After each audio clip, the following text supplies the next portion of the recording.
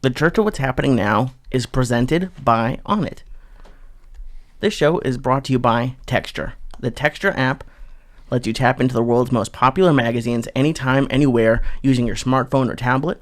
And the best part is Texture is offering the listeners of The Church of What's Happening Now a free trial when you go to texture.com/Joey. That's texture.com/Joey to get a free trial of the new Texture app.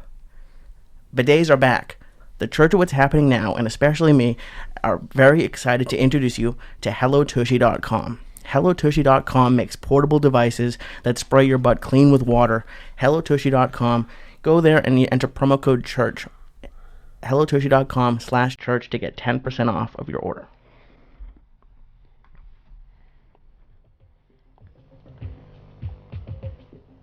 Oh shit.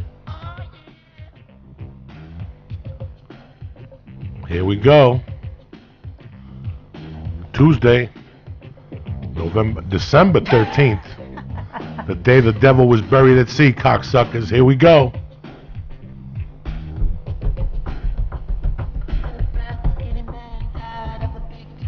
Oh shit.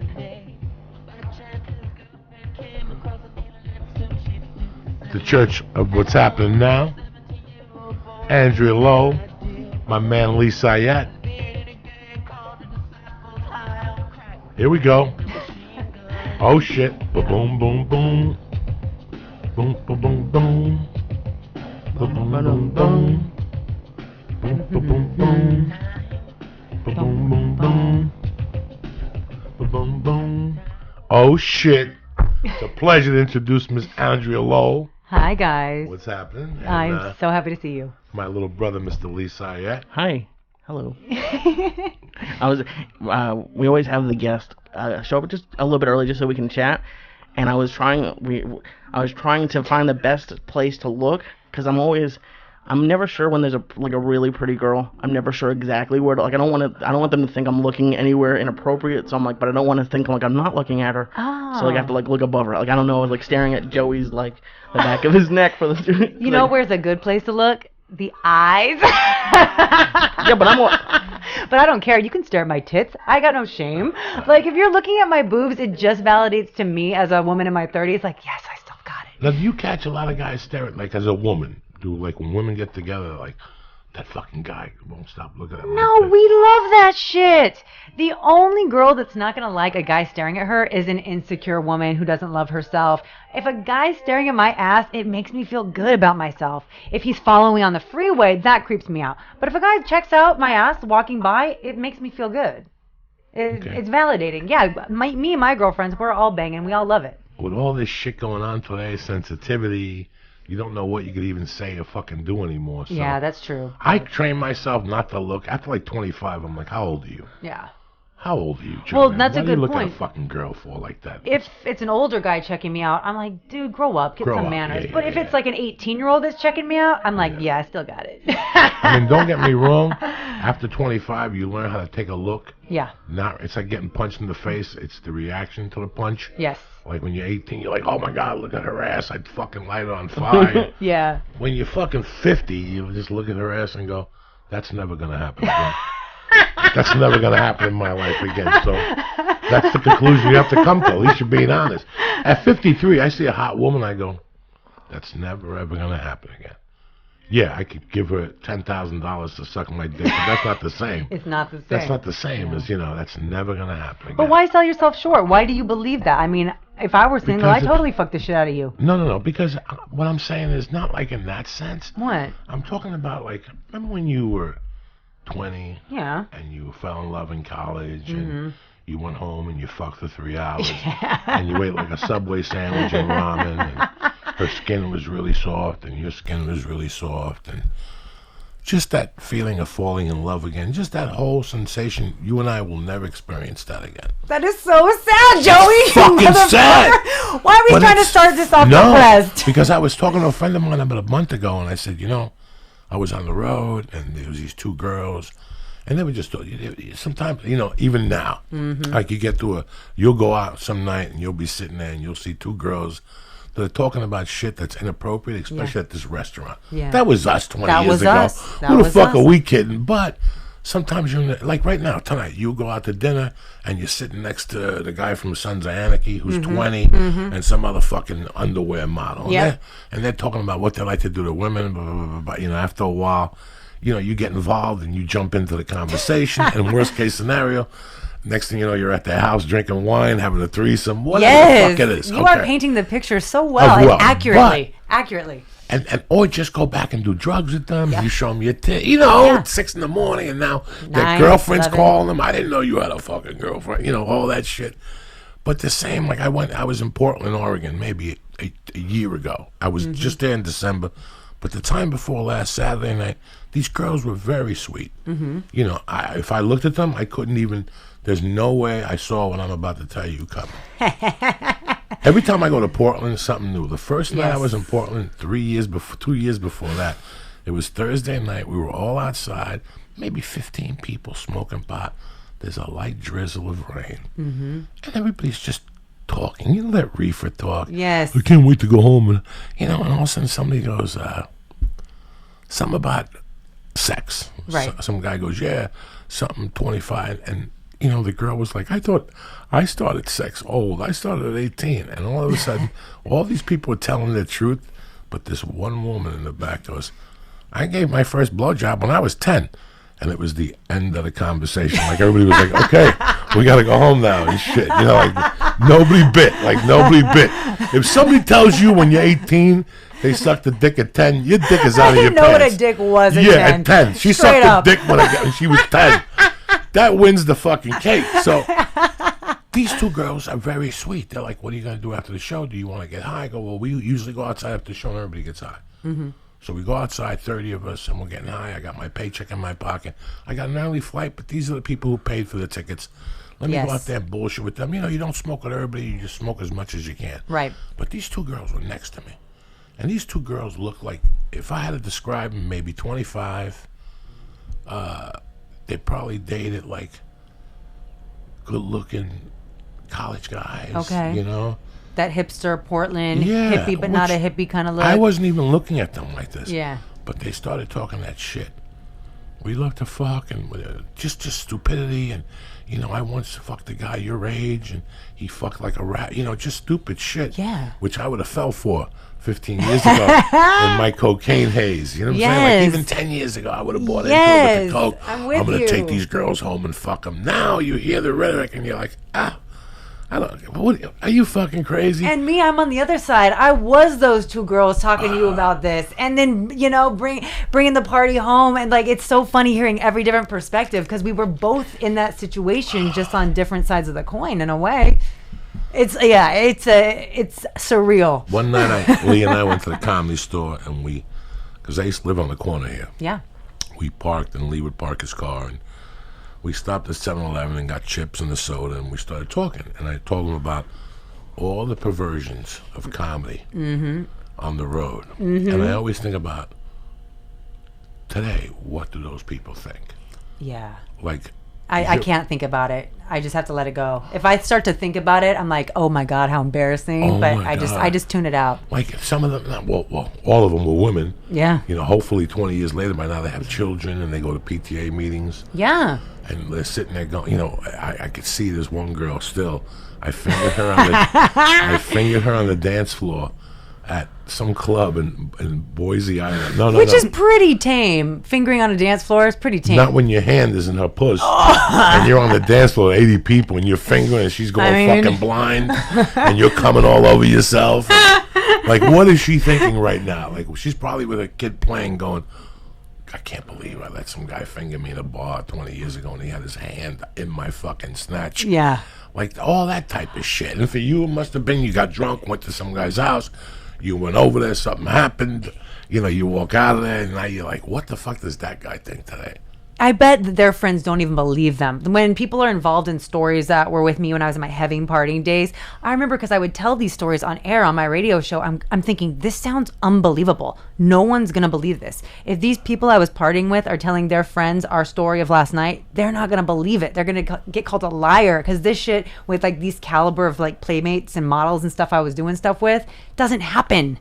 So it's like, I don't even know. I feel like I'm kind of blessed that people aren't even going to believe the stories I told or believe the stories people tell about me because they were so fucking out there. They're unbelievable. So maybe you're kind of in the same thing. Like, yeah, Joey Coco Diaz was banging me on the dance floor. People be like, shut the fuck up, bitch. No. I've never gotten a Facebook. I've never gotten nothing. Really? Like, Not one? Not one. Like I always They're probably embarrassed. I always think about this time in Hoping he forgot. Mountain Home, Idaho. Oh, shit. Is a fucking Air Force base or Yes. a Armed Service base. Yes. And I'm up there, and I get there, and I'm the feature act as a headliner. And the headliner had been there before. It was my first time. Okay. And it was the weirdest thing. It was like a scene from a movie. When he was breaking it down for me at the end, he goes, oh, by the way, stay away from the colonel's wife. She's fucking crazy. Now, he said that. Now, when somebody says you're crazy, I don't know, maybe she's just a bitch, or maybe she's just yells or whatever. I get on stage, I get off stage, she comes right up. Hotter than death. You know, I'm the colonel's wife, my husband, I'm from here. And she's drinking, let's do a shot. And she's doing more and more shots. She's drinking tequila, I'm trying to slow it down. I didn't know what my friend meant. And within an hour, she's talking about blowing soldiers and all this shit.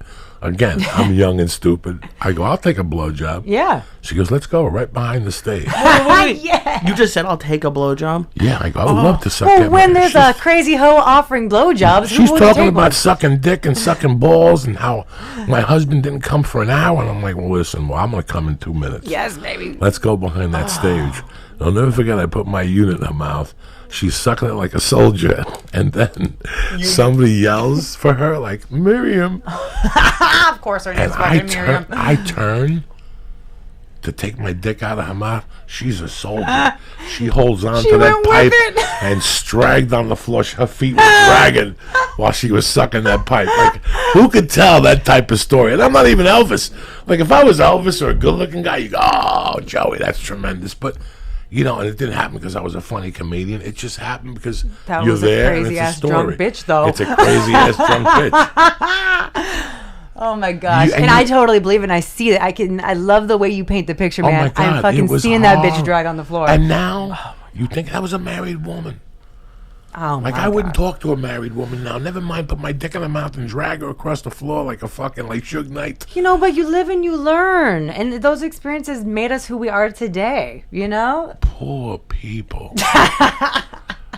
But she chose to. You know, she was a willing participant in that. Just so They you were know. just, but you bumped into so many crazy people in your Yes. drug and alcohol journey. Yeah, because you gotta gravitate naturally toward each other. I don't know how it works, if it's a law of attraction, but you end up with each other by the end of the night. We didn't fucking do an application process or do a show of hands who's gonna be, you know, doing blow and sucking dick till 11 a.m., but we naturally just would find each other.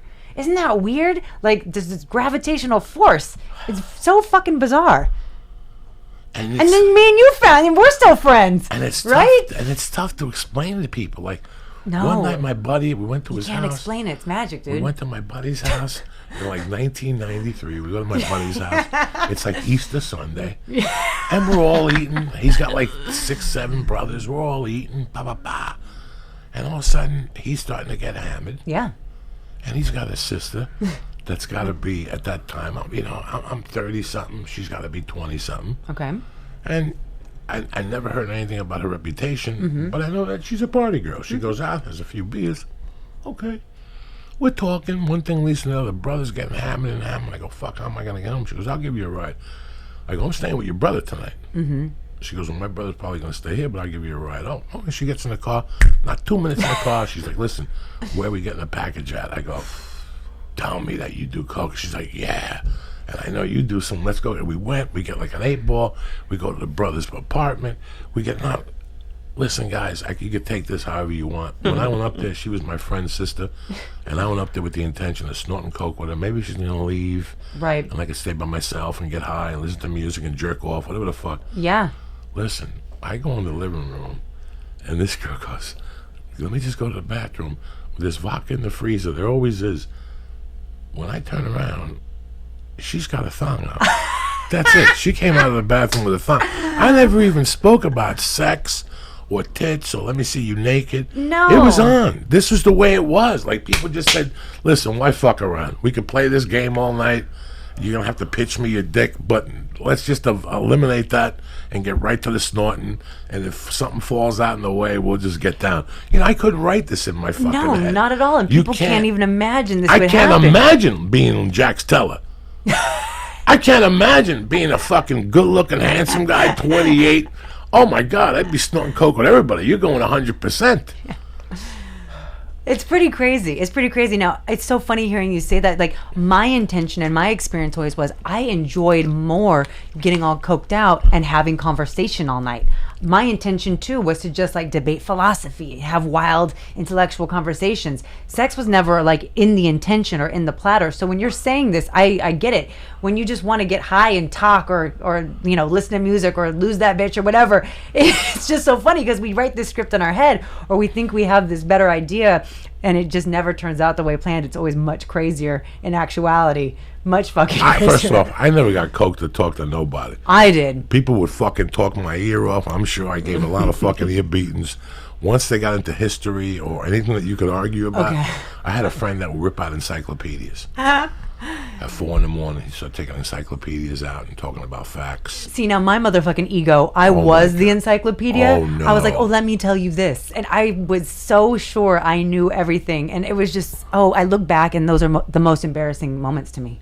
That I thought I was so intellectually superior. And that made me like Einstein level. Like, I swear. I look back and I'm like, damn, I was a dumb bitch. And then there was women I did bring home that wouldn't crack a nut. Like, they wouldn't even show you their armpit. Like, listen, nothing's going to happen here. At least tease, come on. Oh, no. There was a girl I brought home one time that nothing happened. By 6 a.m, I never wanted to punch a woman in the face more. Like, I never wanted to hit a woman, but this woman was going down because she started arguing with me. Yeah. Oh, like, you don't want to do that. She got argumentative. You don't want to do she that. Was drinking. I kicked those people out. And other people over there, and I'm like, you know what? This fucking girl got to go. And we had to fucking call a cab for, oh, God almighty. It's weird. You both are people. Like, I know, like Joey, like, you don't do coke anymore. But I'm not a big drinker, and I never did coke, and it seems like it's almost like you want to? Not that you missed out, but yeah, it's never too late to start. It's like it's a fine line because it's like, yeah, we had a fucking good time on it, but it's like you can't, like, it seems like the good time. See, now if somebody came to me and said they wanted to do coke, I go, listen, let's point you into the right navigate. Let's point you into the right bar. Yeah, let's set you up for success. Let's set you up. And you're only going to do it for 1 year, and then we'll. I thought you were going to say one night. Because that's when it goes downhill. Yeah, see, coke. 3 years is when it goes downhill. 3 years is when all that fun. Then all of a sudden, you're not getting hard-ons, and all of a sudden, you're hearing things, and all of a sudden, I went to the bathroom, and there was more coke there than when I came back. Get up! I'm going to fucking search you. The mind plays tricks with you. It becomes something else. Can you quit after a year, do you think? Pretty easily? Yeah. And it depends on, I think, like, coke never took me. You know what I mean? Like, I could stop. If it was in front of me, I could not stop. But if I didn't buy it, it wasn't a problem. I wasn't obsessing about it, thinking about it. There's some people, though, who literally get addicted almost the first time they do it. And I think it's kind of just they're born that way. But, so it just depends. It's person per person. I was addicted to, like, the reason why it took me so long to get off, because I was addicted to different facets of it. Oh, totally. I completely understand. First, I was addicted to the copying it. Mm-hmm. First, you're addicted to the copying it. Yeah. Going home and, having to take a shit first. And, yes. Not even doing a line and taking a shit because your system's already off. And my shit was like Pavlov's dog. Yeah. I would smell it and I was like, I need to go to the bathroom. I need to go to the bathroom. And I hadn't even done it yet. Oh, my God. This is, as you know, the guy was there. And then then you had the thrill of actually going to a bar. Like, for me, my first 5 years were actually, first 3 years were going to a bar and being sociable. Yeah. Having tons of bad breath. Yes. With alcohol and cigarettes oh my God. And with weed. We probably smelled like shit. Oh, and you go out and you're talking to people up close. You think you're all hot. And you think you're hot. You think you're philosophical. Well, see, now this is the ugly side. So now we're showing you the truth. No, this is the good side. The first 3 years, in our minds, it's the good. first 3 years, it's great. You're bringing women home. Your dick works. Yeah, that's Your true. dick works. You come and your dick stays hard. Yep. She gets crazy. You know, she only licks balls when she has 2 lines of coke, and until then she just has like a limit. When a woman snorts coke, they fucking go all out. When a woman drinks, they have like a little limit. They'll stop licking your toes. But when they snort coke, you put their pussy on fire. It's like a reset button. It's like, yeah. Yes. So now you get a certain girl, and you guys hang out at the same place. Yes. It's the same program. Yep. You fucking get high with your friends, and then you and her disappear for 12 hours and go fuck. 12 hours. Suck, look out windows, eat each other out, rub cream on each other, take a shower, do more coke. Yeah. It's a fucking process. But then that all turns. Yeah. And just like you said, the dick doesn't work. The same thing happens to us female too on the giving end. You'll do so much coke, you can't even suck dick because your throat is so numb or the drip is so bad. And that's one of the joys of coke is you want to be this nasty dick sucking freak. I want to lick your asshole, suck your balls down, yeah, gobble fuck that yeah. dick. And then I'm like, I can't suck dick right now. Sorry. And It's it's a like fucking it's a nightmare because you want to be a freak.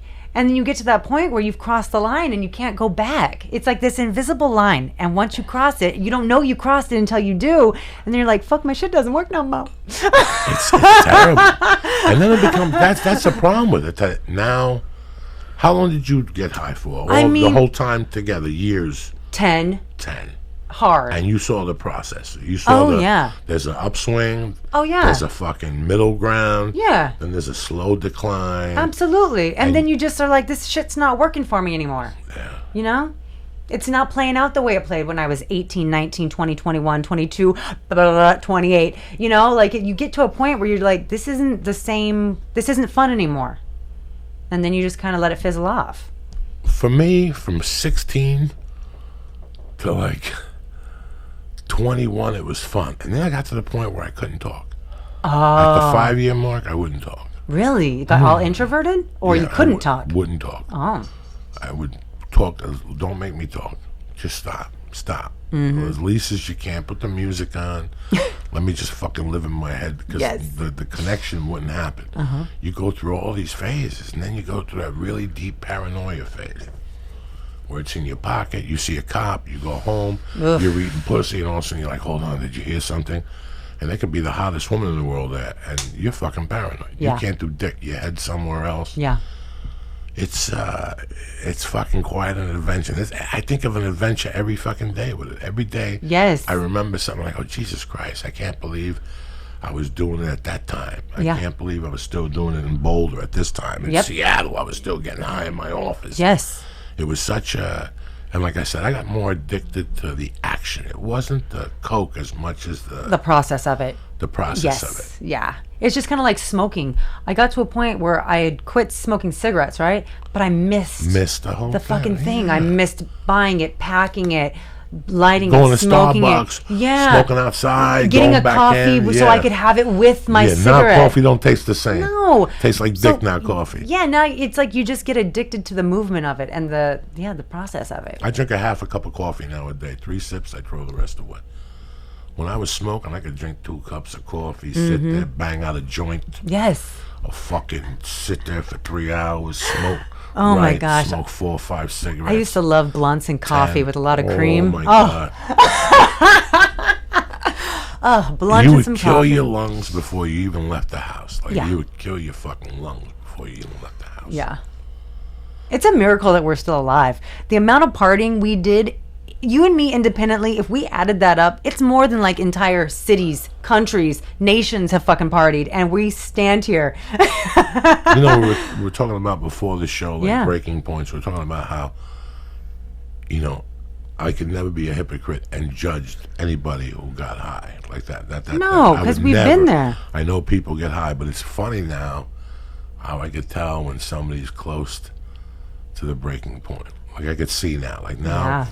from being clean and from being in those shoes, I could tell by people's speeches. Yes. That rambling speech, The incessant speech, the stream of consciousness, the no filter, the you should shut the fuck up button doesn't exist anymore, and we can relate to it and we get it. And so when we see our friends doing it, it's like, do we want to jump in and say, "Hey, buddy, stop," or do we let them figure it out on their own? No, you gotta puts let them I figure know, it but out it on puts your us in a hard position because you want to help, but we know better. It puts you in a hard position, but I know from experience Yes. If Lee Syatt, who I think the world of, would have came to me and said, you got to stop snorting, I wouldn't talk to him. Fuck that. Yeah, I would have been offended. I wouldn't talk to you and get the fuck, don't call me no more, don't fucking come on this podcast. Absolutely. You can fuck yourself. Yeah, that's how strong the denial is. I would tell myself, if someone's telling me that I have a problem, it's because they're a pussy and they can't hang. That's why I don't say nothing. Bye, bitch. That's why I don't say nothing. Yeah, I would take it personally. There's somebody right now that's been calling me for the last 4 months, and all I hear is bad things about him. I don't see him enough. And I'm scared to call him on the phone and go, come on up, do the podcast. Yeah. And let me talk to you about what's going on. Because your family's calling around looking for help with you. He doesn't know I know, but he calls me once a month drunk, I think, to talk to me about it. I just don't have the balls to call him back and call his shit on it. I can't. There's certain people I could do it with. There's certain people I can't. There's certain people that I'll call them out when I get angry at the situation. Right. Yeah. That's the last point. This is it. I've lived with this shit for 3 years. Until then, I won't say nothing to you. But I had a friend recently who was a sister-in-law. This kid's been doing comedy, fighting for years. And now he's telling me the story. And then I go, listen, I don't want to say this to you. We might not even be friends after this conversation. Yep. But I can't have you get yourself dragged down by somebody. He looked at me with a look. I go, I love you that much. I don't give a fuck. She ain't your wife. You've worked too hard to be here. Yep. And I know how you get. Now, she's going to go to this place. You're going to fly to meet her. And there goes your comedy career. Is it worth it? And he fucking was very happy. We had the conversation. In fact, he even told the girlfriend what I said. And she loved me for it. Oh, now that is priceless. Some people you just know. Some people, and you got to use your intuition, man. You know, Joe Rogan called me. I didn't talk to him for 5 fucking months. Yeah. One of my best friends in my life at that. There was a point where I don't want to hear nothing, dog. Mind your business. Unless you're going to put me in a rehab, drive me. And pay for it. And pay for it. That's how I was. Until that point, shut your fucking mouth. I don't want to hear nothing about my problem. It's got nothing to do with you. And lend me that $40 before you leave. Once you get that 60, you were going to lend me. And I told the guy I was coming already. It's a really crazy place to be. I'm happy I'm out of those weeds. Yeah, I have friends that I said, you know, when I first toned my partying down, I would say to my closest friends, how come you didn't tell me? Like, fuck you, like, it's your fault. Why didn't you tell me? Because I didn't know. I just thought I was having fun. Did you tone it down, or did you just stop? It depends on what we're talking about. There's certain things I just won't do anymore because I don't have control over.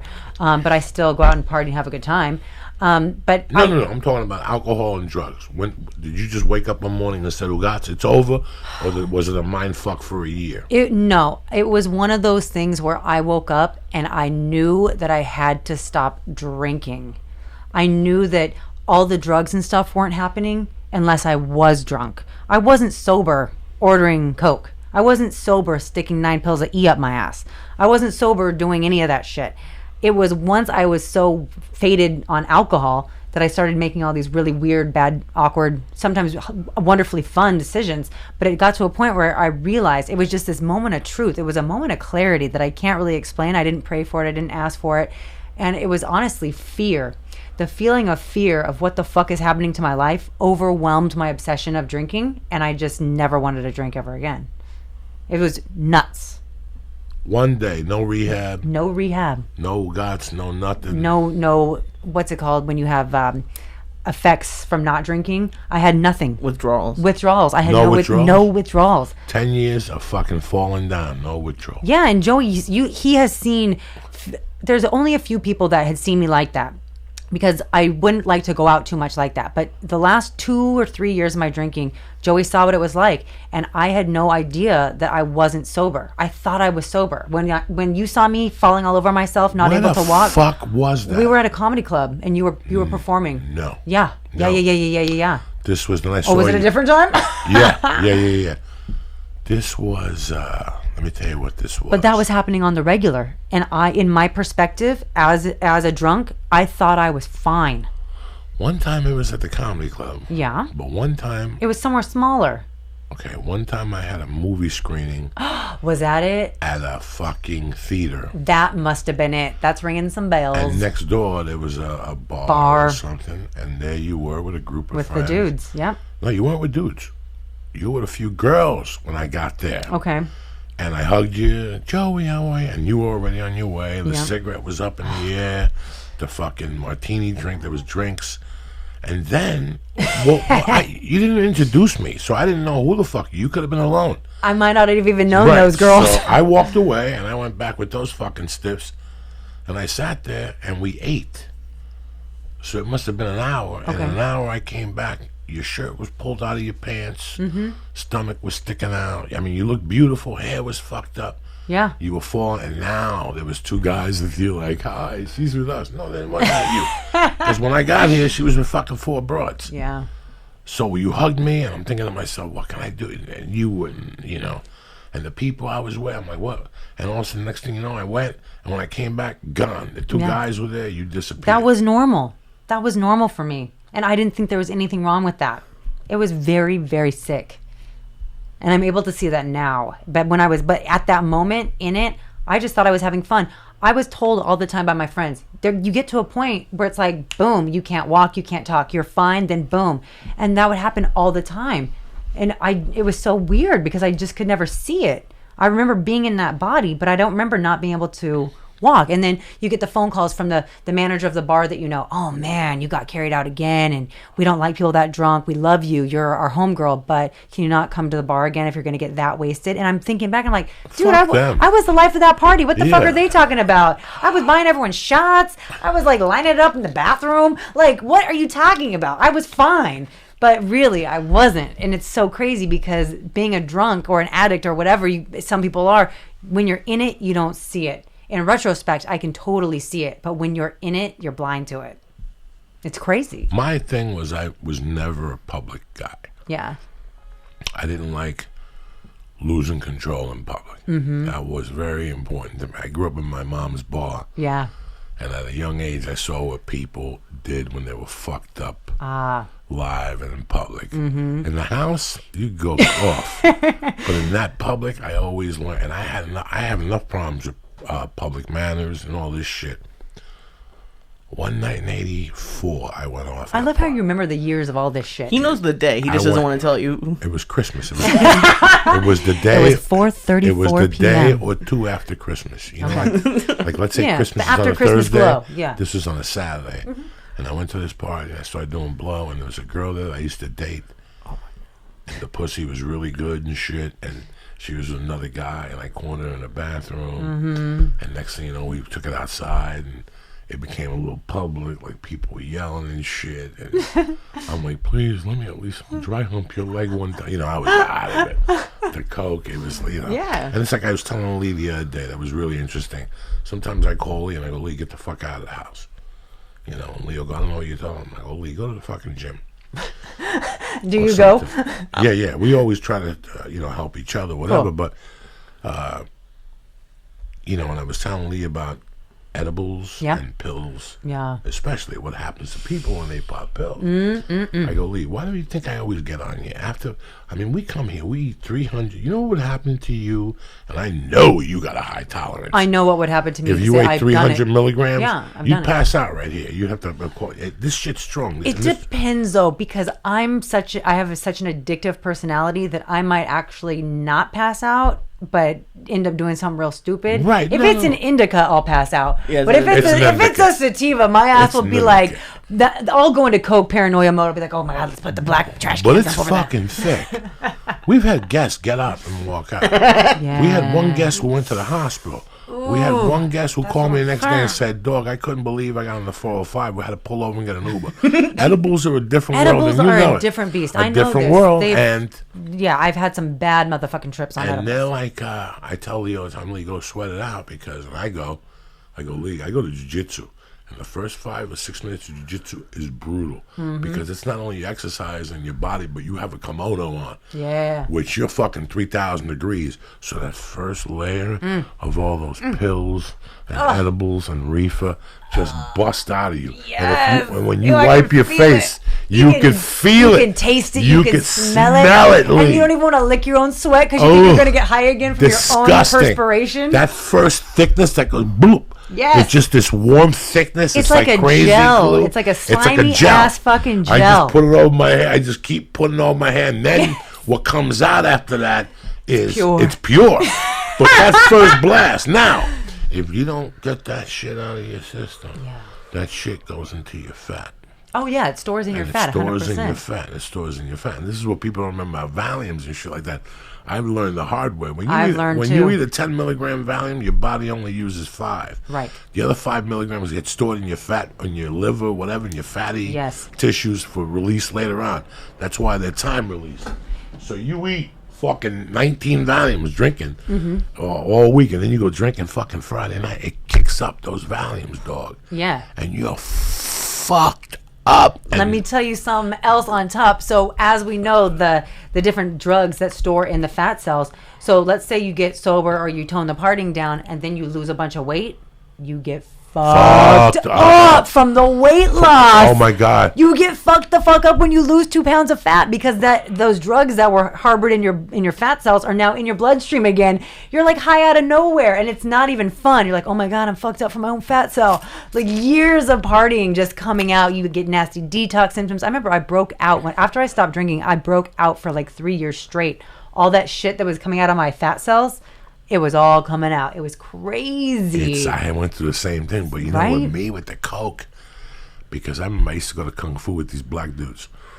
When I was 400 pounds, I'd go up there, and I'd work up with them. I just got clean off the coke, and they would put me to strenuous shit. Like my heart was beating. Beast mode. And I'll never forget that sometimes during class, I'd get all paranoid and shit. It would hit. Like I'd be swatting at stuff. Like I'd see stuff, and I go, it feels like I'm on coke.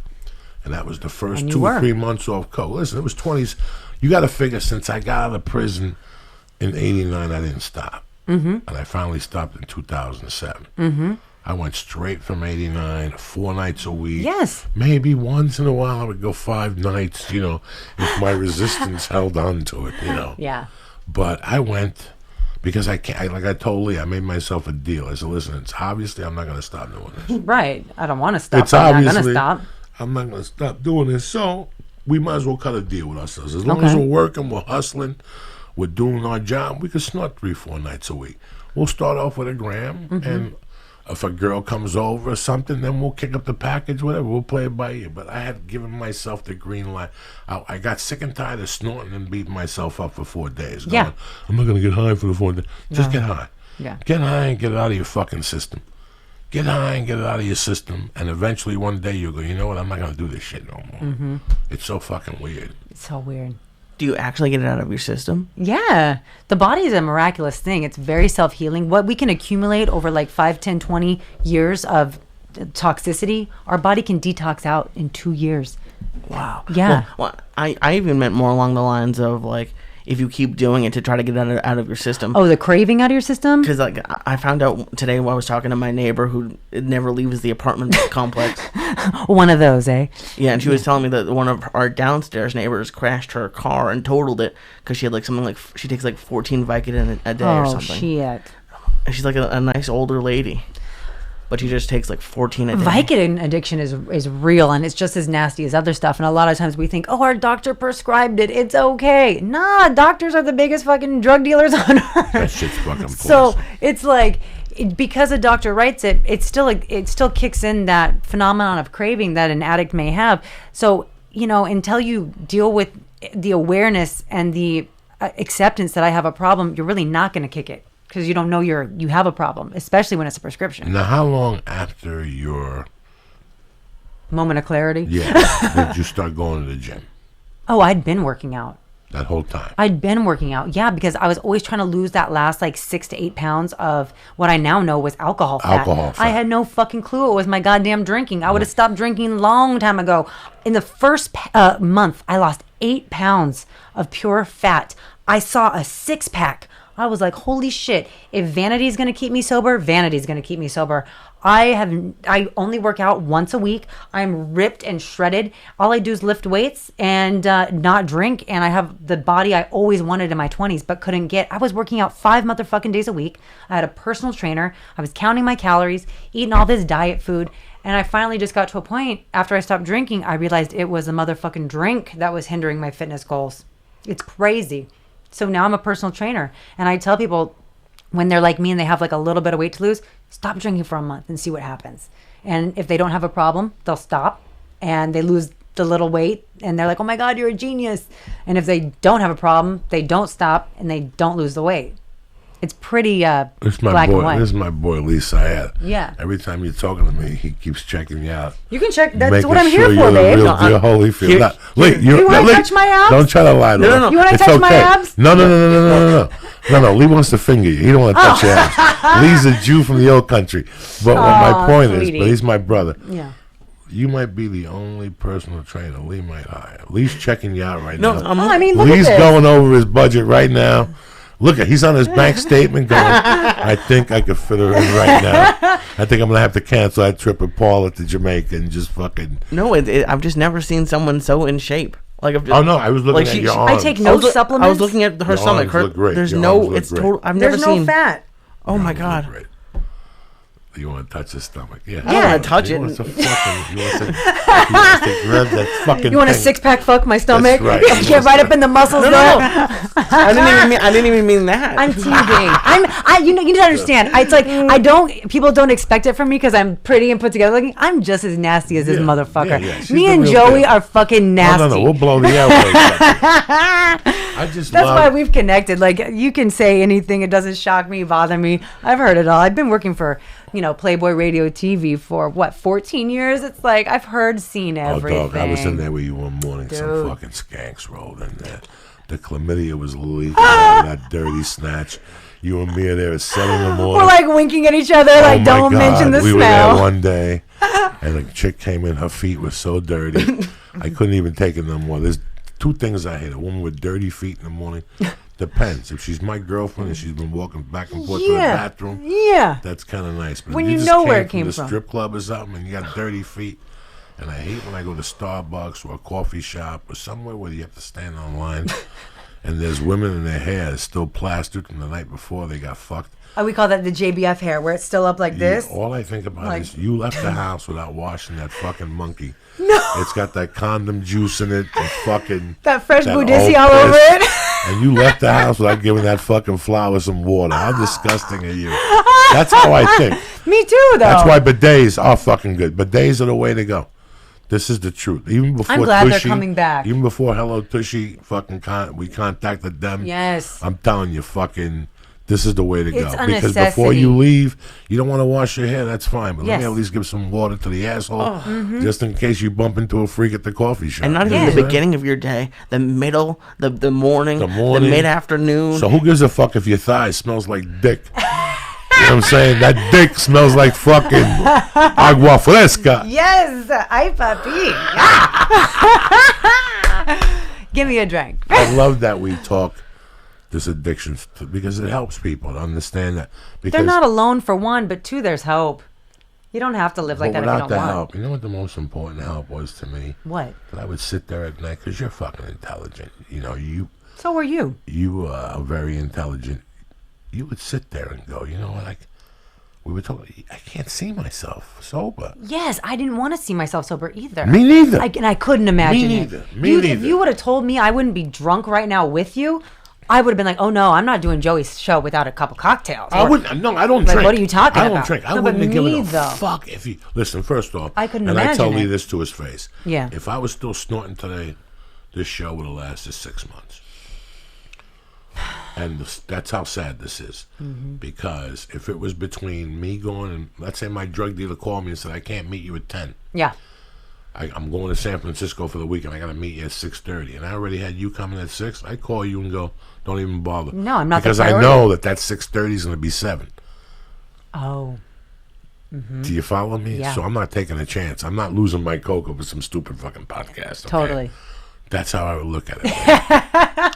How could Lee? How long we been? How much do you and we talk about stupid shit and Jews and food and tacos and blizzard meat? Yeah. How much business do we talk? How much podcast talk on future and TV? We talk about a lot of shit. That would have all been eliminated. I would never talk to you about that stuff. I would have come in here. We would have done the podcast. And it still would have been funny when you would have done the podcast. It would have been great, but it wouldn't have been Who knows? consistent. We wouldn't. No. We wouldn't No have been consistency. responsible. No. Yeah. We started, when we started this podcast 5 years ago, first off, we did 6 a.m. I said, the only way we're going to start this, to introduce it on the airways is 6. So it's Yeah. up by 9. And 6 on YouTube is 9. People will watch this at Yeah, their fucking it's hard to jobs get at guests work. though at 6 It's hard to a.m. get guests. You Yeah, gotta make people call. That's Yeah. so I have to get people from the East Coast to call, or we gotta be up at 4, get really high, yeah. and do this shit. Yes. And then by the time you lift here, I would go home at 8. I would be so fucking ripped. Yes. Ripped. We'd eat Chiba Chews at 6 in the fucking morning. By 7, we'd be purple in the face. What is it? Well, how do you think I got to 315 pounds? I was working nights on TV, and I would go straight to his house or the office. Yeah. And at 8 in the morning, I'd get a full Jack in the Box dinner Dude, been there, done that. Yeah. because I was stoned and I wanted fast food. What's the anyway. Jack in the Box dinner? At 8 in the morning? Oh yeah. Yeah. yeah. What's your Jack in the Box order? Let's see. We've done this. I live right next to it, so it's tough. My Jack in the Box would have been I had 2 orders. Okay. Depending on how much fast food I'd be eating. I know I want 2 things at least. Yeah. So I'm either gonna Well, get obviously, you don't go to Jack in the Box to get a single item. no. So I'm either gonna get a chicken main sandwich and get like So dank, yeah. maybe get like a junior bacon cheeseburger and an order of tacos. Yes. Or I'll get Speaking my language. a burger big one and like a crispy chicken sandwich. And all Yeah. that. So yeah. No breakfast item? No, their breakfast isn't that good. Plus, they have hash browns, and if you're gonna have hash browns over fries, you're an idiot. Yeah. And especially when you want to eat. And for people that don't know, Jack in the Box, it's kind of only in our area. I get people all the time from New York or other places I visit. Tell me about this Jack in the Box thing. I hear you guys mention all the time. It's a fast food that's only in this kind of region. I think there's a couple in Arizona, maybe a few in Nevada. I used to but eat it's at like a it California in thing. Boulder in 1987 before I Jack in the kidnapped Box? Bella at that Subaru. Every day about 3:30, we'd make a Jack in the Box run. And in those days, Jack in the Box used to have a salad, Yeah. lettuce, tomato with seafood. Oh, they have salads. But they No, had, but they don't had have a this one seafood. anymore. Oh, okay. They had the seafood. That's interesting. And you That's put before my like time. a lemon dressing on it, and I would mix it in the car. And the seafood wasn't seafood. No. It was this white artificial fish Imitation. that was painted red. Yeah. Like crab meat. Yeah.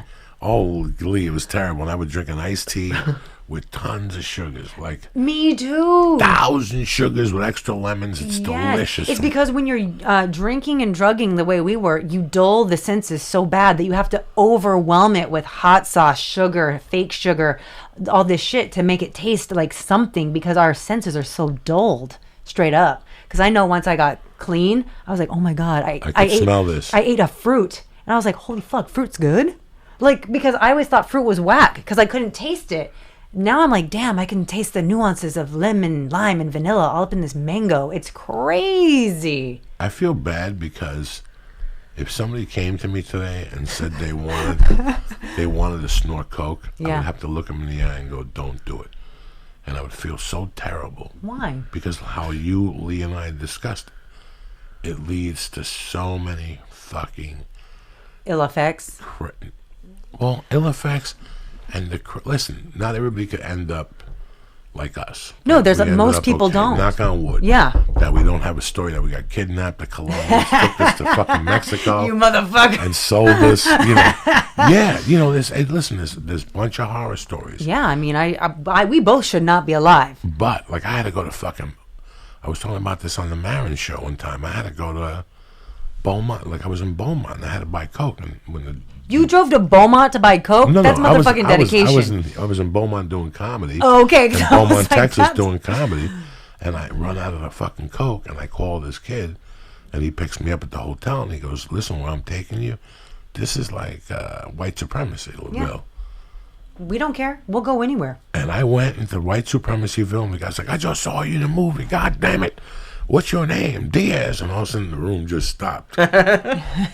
And I had $300 bills. I gave it to him. He gave me the Coke, and I said, thank you. And they said, thanks for coming. They never, But just even that story, which in a way was comical, like You the look sex back and you're like, stories. geez, that shit should not have gone down like that. You have to Jesus, realize how lucky you are, though. I mean, I've come out of all these experiences unscathed. I have a few superficial flesh wounds from some weird shit. I have no STDs, never been pregnant. Like, it's a fucking miracle I'm alive. I've driven off cliffs. I've driven into parked cars. I mean, I literally should not be alive. It's crazy. So I think the point is what you said. If someone wanted to do it, you'd have a hard time being like, sure, let's go, buddy. Let me rail you up. Because most people don't end up like us. We are the exceptions to the rule. I know a lot of people who did not make it out on the other side. I got my teeth. Yeah. My skin's fucked up from picking it. When I get paranoid, I thought I had worms in there or pimples, and I pick it with a tweezer. But Lee, in 1993, I went home. Is this heavy for you? You're like about to like cry over here. It's a lot because you love him. No, I love him, but I'm just trying to imagine it. And for me, the part I get terrified at the beginning. The biggest thing is I don't want to buy Coke and then it's an undercover cop. That's well, yeah. That's just my and I know when you guys got into it, I would imagine the addiction took over that fear. But even for me, just to start is too scary. Like that's why you start small. You do a bump of some friend shit. You don't go buy it. No, and then you tell your friend, "Can you get me something?" And they'll get it for you. And then one day they'll go, "Lee, knock it off. Just get go your see own." It's the fucking guy that you always see. Go over there. He'll sell it to you. And next thing you know, you're going over there and you become friends with them. You have a relationship with them. Oh, my God. Yeah, and I need to put this out there again. I've never been addicted to Coke. I've done a shit ton of Coke. But alcohol was your thing. Yeah. Once you had 3 beers in you, then I was acting like an addict. But it was anything. It didn't matter what it was. I was doing this, that, or the other. Shit that I would never do. Give me 15 drinks. I was doing it all. Whatever. Heroin, whatever they had. I'd never done heroin. I've never injected anything. No, but they would say to you, "You want to do a line of heroin?" What the fuck? I'm already here at 6 a.m. You do a little line. I did it. Really? I was out one night and somebody said, "We got some heroin?" We're here. Now I definitely know I've done ecstasy pills that had heroin in them. Yeah. And I didn't care because I was wasted. No. But had I been like 8 drinks previous, you would really be one of those people that put the ecstasy in your butt with the turkey baster? With my fucking finger. All you need is 2 knuckles. You don't need. And now, how long would it take to get high once you put the ecstasy in your asshole? Minutes. You don't know when you weren't high, and you're rocket propelled to the next dimension. It's not like does it melt in your ass? And it burns. No wonder you gotta dance. That's why you have to go up 2 knuckles. If you only go up to the first one, you're gonna put it out, and you're gonna lose the pill. And once it's out, you don't want to put it back in. So you got to stick it up far enough with some saliva, get it in there, and it stays up past that second sphincter. People don't understand the anatomy. There's 2 sphincters. The one that's on the outside, then about 2 inches up, there's another one. You got to get past that one, and then you're smooth sailing. Now, all this shit I heard in Hollywood that people would take They're lying. ecstasy and mix it with Viagra. Oh, see, I've never done Put Viagra. it in turkey basters and put it up your asshole. You can do enemas of stuff. I just felt like that's a waste of time, process, and energy. I'd rather just stick the pill straight up there instead of like getting a turkey baster out and making a big thing of it. 30 years ago, I bumped into a guy, especially booty bomb that shit. Especially because of Coke, that he was putting Coke rocks up his asshole because he couldn't snort anymore. Something happened. Yeah. So, I was getting to a point where it happened from the beginning, where I would swallow a pill of ecstasy and my body would just reject it, so I'd throw it up. And I'd like be sifting through vomit trying to get that pill in there again. And I'm like, this is not worth it. This is stupid. This is sick. And I would tell myself, I'm not doing E tonight. Not doing E. Not worth it. Gives me a stomach ache. Makes me yak. Then I'd get drunk. Where's the E? Give me the E.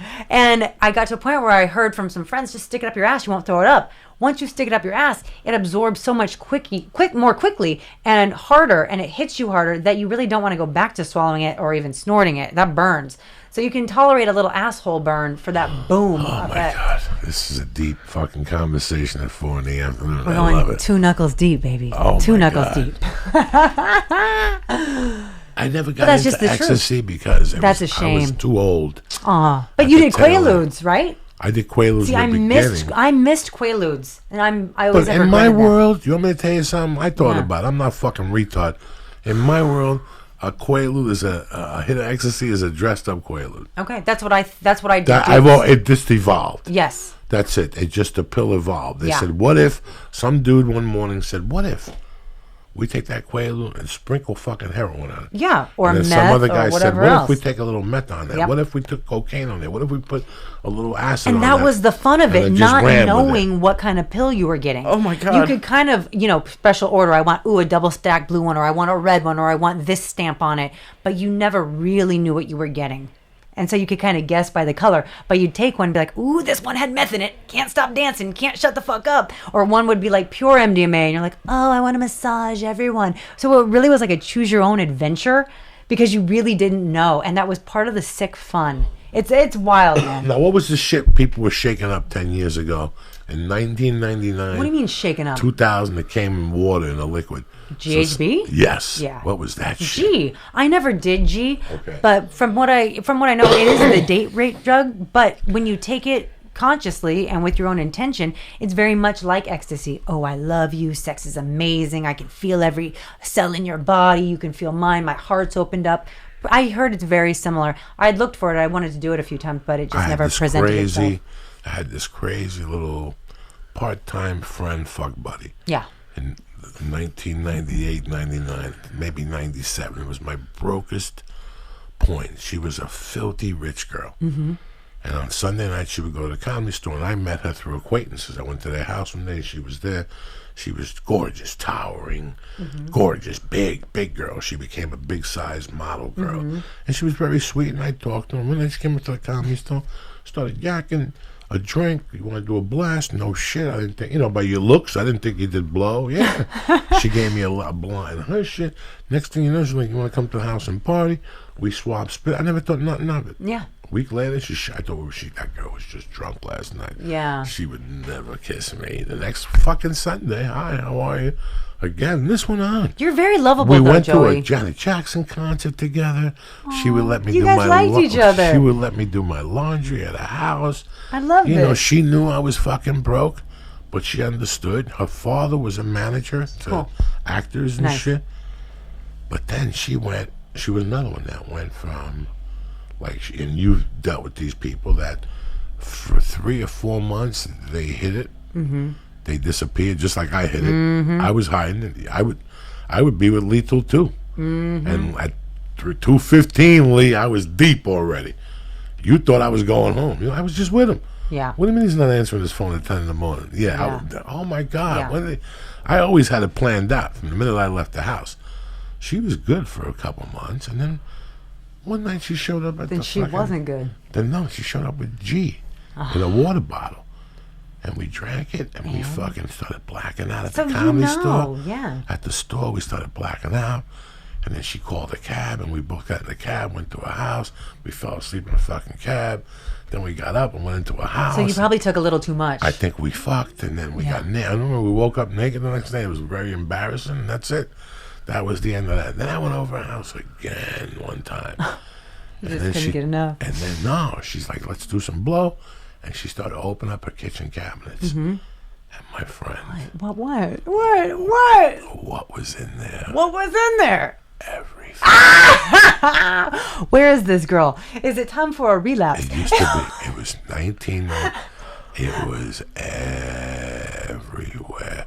And she was one of those girls that we didn't have sex right away. Yeah. She would dress up in little lingerie suits. Yes. And heels. And that shit drives me crazy. Yeah. What's your favorite outfit that a girl can wear? The pussy. I want to see it naked. I don't want to see nothing. I don't want to hear no candles. There's no preference, like a French maid, a cheerleader, this or that. You don't give a fuck? You look beautiful today.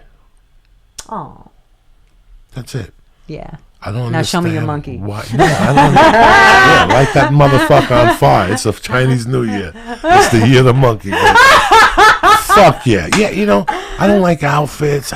You know why I'm here. You're like, give me the fucking shit. I didn't come here to see dress up. I like when they're naked. I like when you want to do a little dance. Yes, I like that too. One time. Yeah. Don't fucking do an extended disco version because then we're going to have a problem. I always felt like dressing up was a little juvenile and comedic and farcical. Like, oh, I'm really a cheerleader right now with little pigtails in. Like, clearly I'm not fucking 18 in high school. I hate when you talk to me weird. Yeah, like, oh my God. Oh, spank me. It's like, fucking shut up. I can't take myself seriously. I want some cock, you dirty fat motherfucking Stuff that big ass cock in my tight little pussy. Yes. Smack me. Is this all you could do? Oh, you fat right little there. fuck. There you go. Fuck yeah, Joey. Oh, yeah, you fat motherfucker. Give it. I want to hear those balls slap. Why are you breathing heavy? Oh, yeah. Did you come, Joey? What the fuck is going on with you? Fuck, Joey. I would already come by now. God, I would have came already. Because we're real lovers. We don't need that Jesus. pomp and circumstance bullshit. I would have said, Jesus Christ, my blood pressure medication is taking me to the dungeon again. We keep it real, and I think that's why we don't like that shit, because it's inauthentic, it's stupid, and it's nonsensical. I don't need someone in an outfit, or I don't need me in an outfit to get me going. If I like you, I just need to see you or talk to you or touch you. Talk to you for a while, listen to music. Just get to know you. Let me put something on. You put on some music. I didn't know you liked that. I do understand, though. Some people feel like the sex life gets stale. They need that stuff. I don't know. I've not got to that point in any of my relationships where I need outfits. But I do understand people who do say it does enhance their sex life. So I'm not putting them down. I'm just saying, for me, I find it comical. I like some heels from time to time to get the party started. Oh, yeah. Some nice, sexy fucking heels. Yeah, some nice some shoes. fuck me heels. There's times I'll see a woman that isn't even that attractive. Yeah. But I could tell by her shoes she's a fucking savage. Yes. Because if you can walk in with at that trajectory, it means you have control of all your muscle groups. And if you can walk like that, like Something a runway about model, you can throw it down in the bed. It's not every pair Right? of shoes. It's just shoes that drive me crazy. Even the flip-flop. Yeah. The flip-flop, when you let the flip-flop drop and that heel just extends, that's a sexy little Are thing. you a foot man? I don't suck feet. I don't touch feet. I just like to see them. He admires pretty feet. That's all. If we're banging and your feet up in the air, and for some reason I see your heel and it's got a little dirt on it, that's when the nut blows right there. Really? Oh yeah, a little dirt on the heel. Those little Irish chicks, that's my world right there. Those little dirty Irish women, they fucking take the life out of me and shit. I love it. A little dirt. Interesting. Maybe a little dirt on the neck. You know what I'm saying? But the monkey's got to be fresh. Who the fuck's I just heard who? Soundgarden. Okay. I like something with a dirty feel. All right, something with a dirty feel. Yes. Like a dirty feel. That's the illusion. It's gonna be dirty, but when you take a sniff and it's a fucking flower. You understand me? But she's got dirty feet. I understand. That's where the whole patois comes in. The monkey's clean. That's the paradox right there. But the feet are fucking dirty, Lisa. What do you think of that? I like it. I also, trust me, I like thongs, but I like. By the way, I like thongs. Yeah. Oh yeah. No. Well, not me. Not on me. But no, I know. But my favorite are actually boy shorts. Yeah, they make anyone's ass look better. That's why. Yeah, you have to have a perfect body to rock a G-string. You can't have a subpar ass and make a G-string look good. The smaller the underwear is, the more perfect a woman's body needs to be to make it look banging. Boy shorts are more forgiving. They create an illusion of a big juicy ass even when you may not have one. So if someone with a big juicy ass, their ass looks amazing. Someone without a big juicy ass, their ass looks amazing. Still looks good. It's a magic trick. Yeah. And then it's a beautiful one. I'll take it. So all those years at Playboy, you met all those girls. Yeah, I love most of them. You get to know them. The one I met, I did 18 Wheels of Justice, and one of the girls that played a hooker was she lived on whatever the fuck it was up there with Hugh. Oh, she lived at the mansion. Yeah. So she lived at the mansion on the Hugh. And okay. A lot of plastic surgery. She was trying to look like somebody. This is 98. Okay. The ice cream man's outside. This is the Mexican. Oh, trust me, I heard him a few minutes. I keep hearing those bells, and I'm like, is that the Mexican ice cream? That my motherfucker rocks. Dude, I love me. I haven't had that shit in so long. There's something about the ice cream truck ice cream that is just not like any other. No, this motherfucker's the best. He's got the bomb bomb. He's got the bomb bomb. He's got a fucking banana split, which I don't eat since I was 8. That's what I'm saying. Shit that's not even good anymore. That's fucking rock your world. That little fresh fruit. He's Mexican. I love fresh fruit. That fruit just came out of the fucking border. Yellow banana, no fucking brown spots on it. Yes. He gives you Dairy Queen vanilla with 2 things and a pound of whipped cream, Mexican whipped cream, butter, everything that's gonna kill your fucking heart. You understand me? Not ready with $4. No, that's so bad for you too. It doesn't even taste good. Cents. He charges $4.50. That dude outside. I'll be right back. One time, me, my daughter, and Mercy fucking ate one. That's how big it is. Me, my wife, and Mercy ate one. Mercy was 2 at the time. I love this. We blasted a banana split because that's the one that used to come to our house too. That's so cool. It's the same motherfucker. I love it. And look at you supporting business like that. Mom, pa business. He sells everything on there. You could probably buy a gun from that guy. He's got a kilo blow. Nice. He's got ice cream. He's got shoes. He's got suits. He's got lawn chairs. He's got cheeseburgers. That's my kind of guy. That dude's got crackers, bubble gum. He's got fucking everything on there. You know what? He'll come around now. It's 5 o'clock, 6 o'clock. See, that's his timing was always bad. Like, he'd come over at 6. Kids aren't going to jump out of the house at 6. They're eating dinner. But this motherfucker comes back at 8, and about 10:30 he comes back. Sometimes you're sitting there watching KTLA News at 10. Why are you Thinking doing that to yourself? Thinking to yourself, I wish the Mexican ice cream man was here. See, that's And probably all why of a sudden he'd show up. He probably does it at 6 because he knows everyone's having dinner. He's like, It's the little reminder. It's He's the alert. this guy's a genius. Yeah. He will be in front of you, and he won't ring the bell after 10. He just sits in front of your house if you're fat, and he lets the engine roll, and you'll be sitting in your living room going, what is that You can noise? feel his presence. Oh, my God. know You he's run, there. you fucking... I used to see that guy at 10:45. I'd run down the block when my wife was pregnant.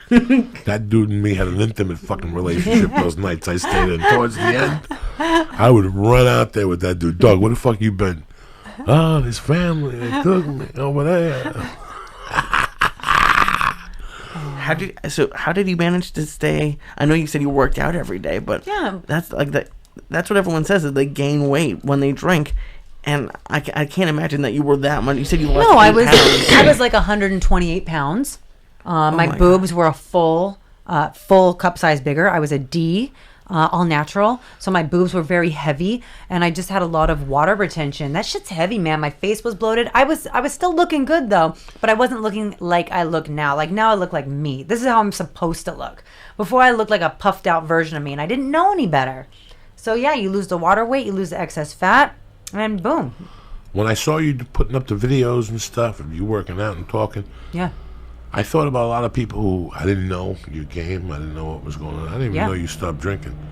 No, you look like you stopped drinking. Yeah, I knew you something can was tell. up. You Yeah, can yeah. tell.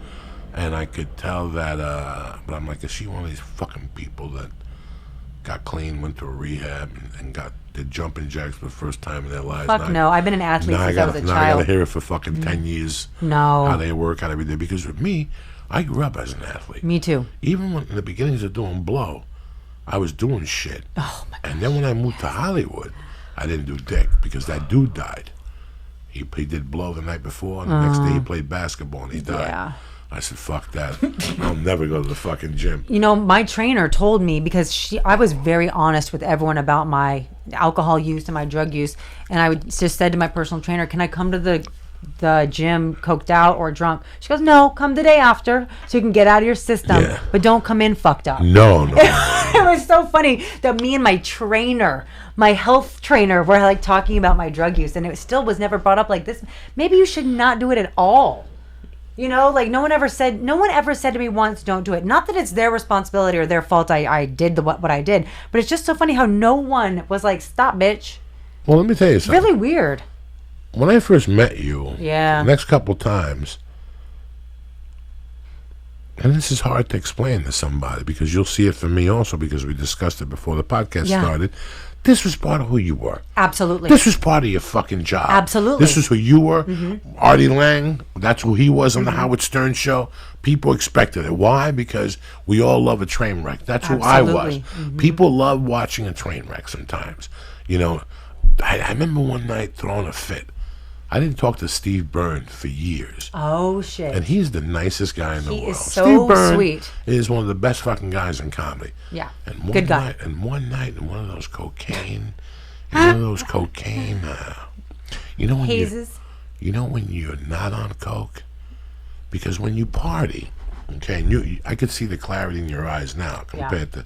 Oh, I was totally But when you- cross-eyed, When you 100%. party, like let's say if I went out tonight and did a gram of coke, maybe 3 vodka orange juices at the Comedy Store. So on the way home, we stopped and we got a 6-pack of beer. But I did that gram of blow, whacked off twice, and went to bed. Tonight's Tuesday night. Yeah. My Wednesday night set. Even if Richard Pryor got up from the grave and wrote it with Robin Williams and Sam Kinison, Oh, shit. I would still not do well. Because I got to tell you something. It would stay in my psyche, the drugs, that coke. Absolutely. The electric or something that's in that coke would stay in there. So then what would happen, I'd say to myself, you know what, I'm fucked for the week anyway. Yeah. I might as well get another package. And I go get another package on Wednesday, and I'd fuck it up. And then Thursday I'd get lucky. From just being crazy. From just being crazy and them catching the tail end of a coke-induced rant. That is funny to look at. Yes. But not from my perspective, it was Not just in bullshit. the moment, Lee. no. Lee, it was just bullshit, and that's what it is. All those drugs and alcohol all those years, and for me, it wasn't alcohol. I got to stop saying that. It was basically you're not in the moment. No, not and at all. It feels like shit when you're up there. It's anguish. It feels like shit up there. It feels horrible. Yeah. It feels like that up there. But weren't you drinking when you were doing coke? Yeah, but he wasn't drinking to get drunk. You kind of drink to do coke to take the edge off, right? Or just to do Okay, something I've because you been at the get Comedy jittery. Store. For So- me, I would just do it to have something to hold on to. Okay, so rule number one, I never did coke before I went on stage. Oh, But really? my spots were 11:30. So, you got to have the fucking strength Yes. of 10 fucking... What's a dude who walks on coals? Oh, Anthony Robbins. You got to have the strength of 10 Anthony Robbins to not snort till 10 o'clock, 11:30 at yeah. night. So, it's an ego boost. what I would do, I would go to the store at 9:30, make sure the guy had it, or stop at El Compadre, get a package there, Yeah. and then go up to there and get another package from him so they both didn't know I had a package. Right. That was a good night when I had 2 packages. For sure. And I'd get on the fucking pop-up list. So if there was a cancellation, I'd go up first. If not, I went up at 11:45, 11:30. About, let's say you came to me and said, Joey, you're next. I'd go to the bar and get a White Russian. Maybe 2 White Russians. I could drink those things like a fucking animal. Yeah. I just know that the Kahlua, the sugar in the Kahlua would kill me as a hangover. So I'll keep them down to 1. Right. Then the next thing I drink, I would probably be like, if I was driving, fuck no. I wouldn't fucking, if I was driving, I wouldn't do dick. Right. But if I wasn't driving, I'd do a little whiskey on the rocks. And then I'd already have the 2 packages in my pocket. I'd go on stage with the whiskey in me or the White Russian in me to calm my nerves for those last 15 minutes Yeah, before I had to go on stage. takes the edge off. Because no, it takes the edge off waiting to snort the blow. Well, yeah, because that's anxiety at That's that point. anxiety The at that point. anticipation. By the time I Yeah. got off stage, I didn't give a fuck if Cindy Crawford had her legs up in the air. I would walk right past her into the bathroom. Hey, Joey, good set. Hey. Great. I'd walk right past everybody and go in the bathroom and do 2 blasts. Get an attitude adjustment, and now I could come out and talk to people. Now I was good. That would just open up the path and give me a little self-confidence. I'd go back, I'd have a beer, and then I had to go home to get that fucking fire started. Totally. It sounds silly, but I've been to the Comedy Store many times when the bathrooms are filled. What would happen? You just fucking I bump that found the shit place. up. You make it happen. You I found make the it place. happen. That Coke was ready to go. It was grinded up. Yeah, I mean, it doesn't. Yeah, you prepare for it. You get the key ready. You have a little bullet ready. I've done it off the side of a driver's license. I mean, I've done it hiding under my hair before. When you want to do it, you make it happen. Hiding under your hair is a good one. Yeah, I'm lucky, right? No, but you'll notice a lot of people have Coke nails, and you're like, really? Is that for looks? No, usually it's to just bust a bust whenever. A guy was on, George Perez, a good friend of ours, a couple of weeks ago, and we were talking about he didn't know what was the word tweaking meant. He goes, Okay, what doing does that meth? mean?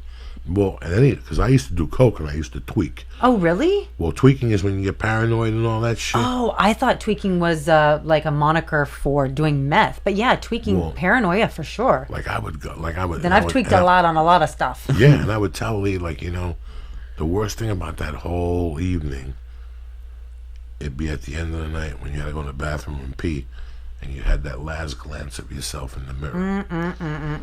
I wouldn't even look. Yeah, see what wouldn't I'm even saying, look. Lee? That last glance of yourself is the truth that you never want to face.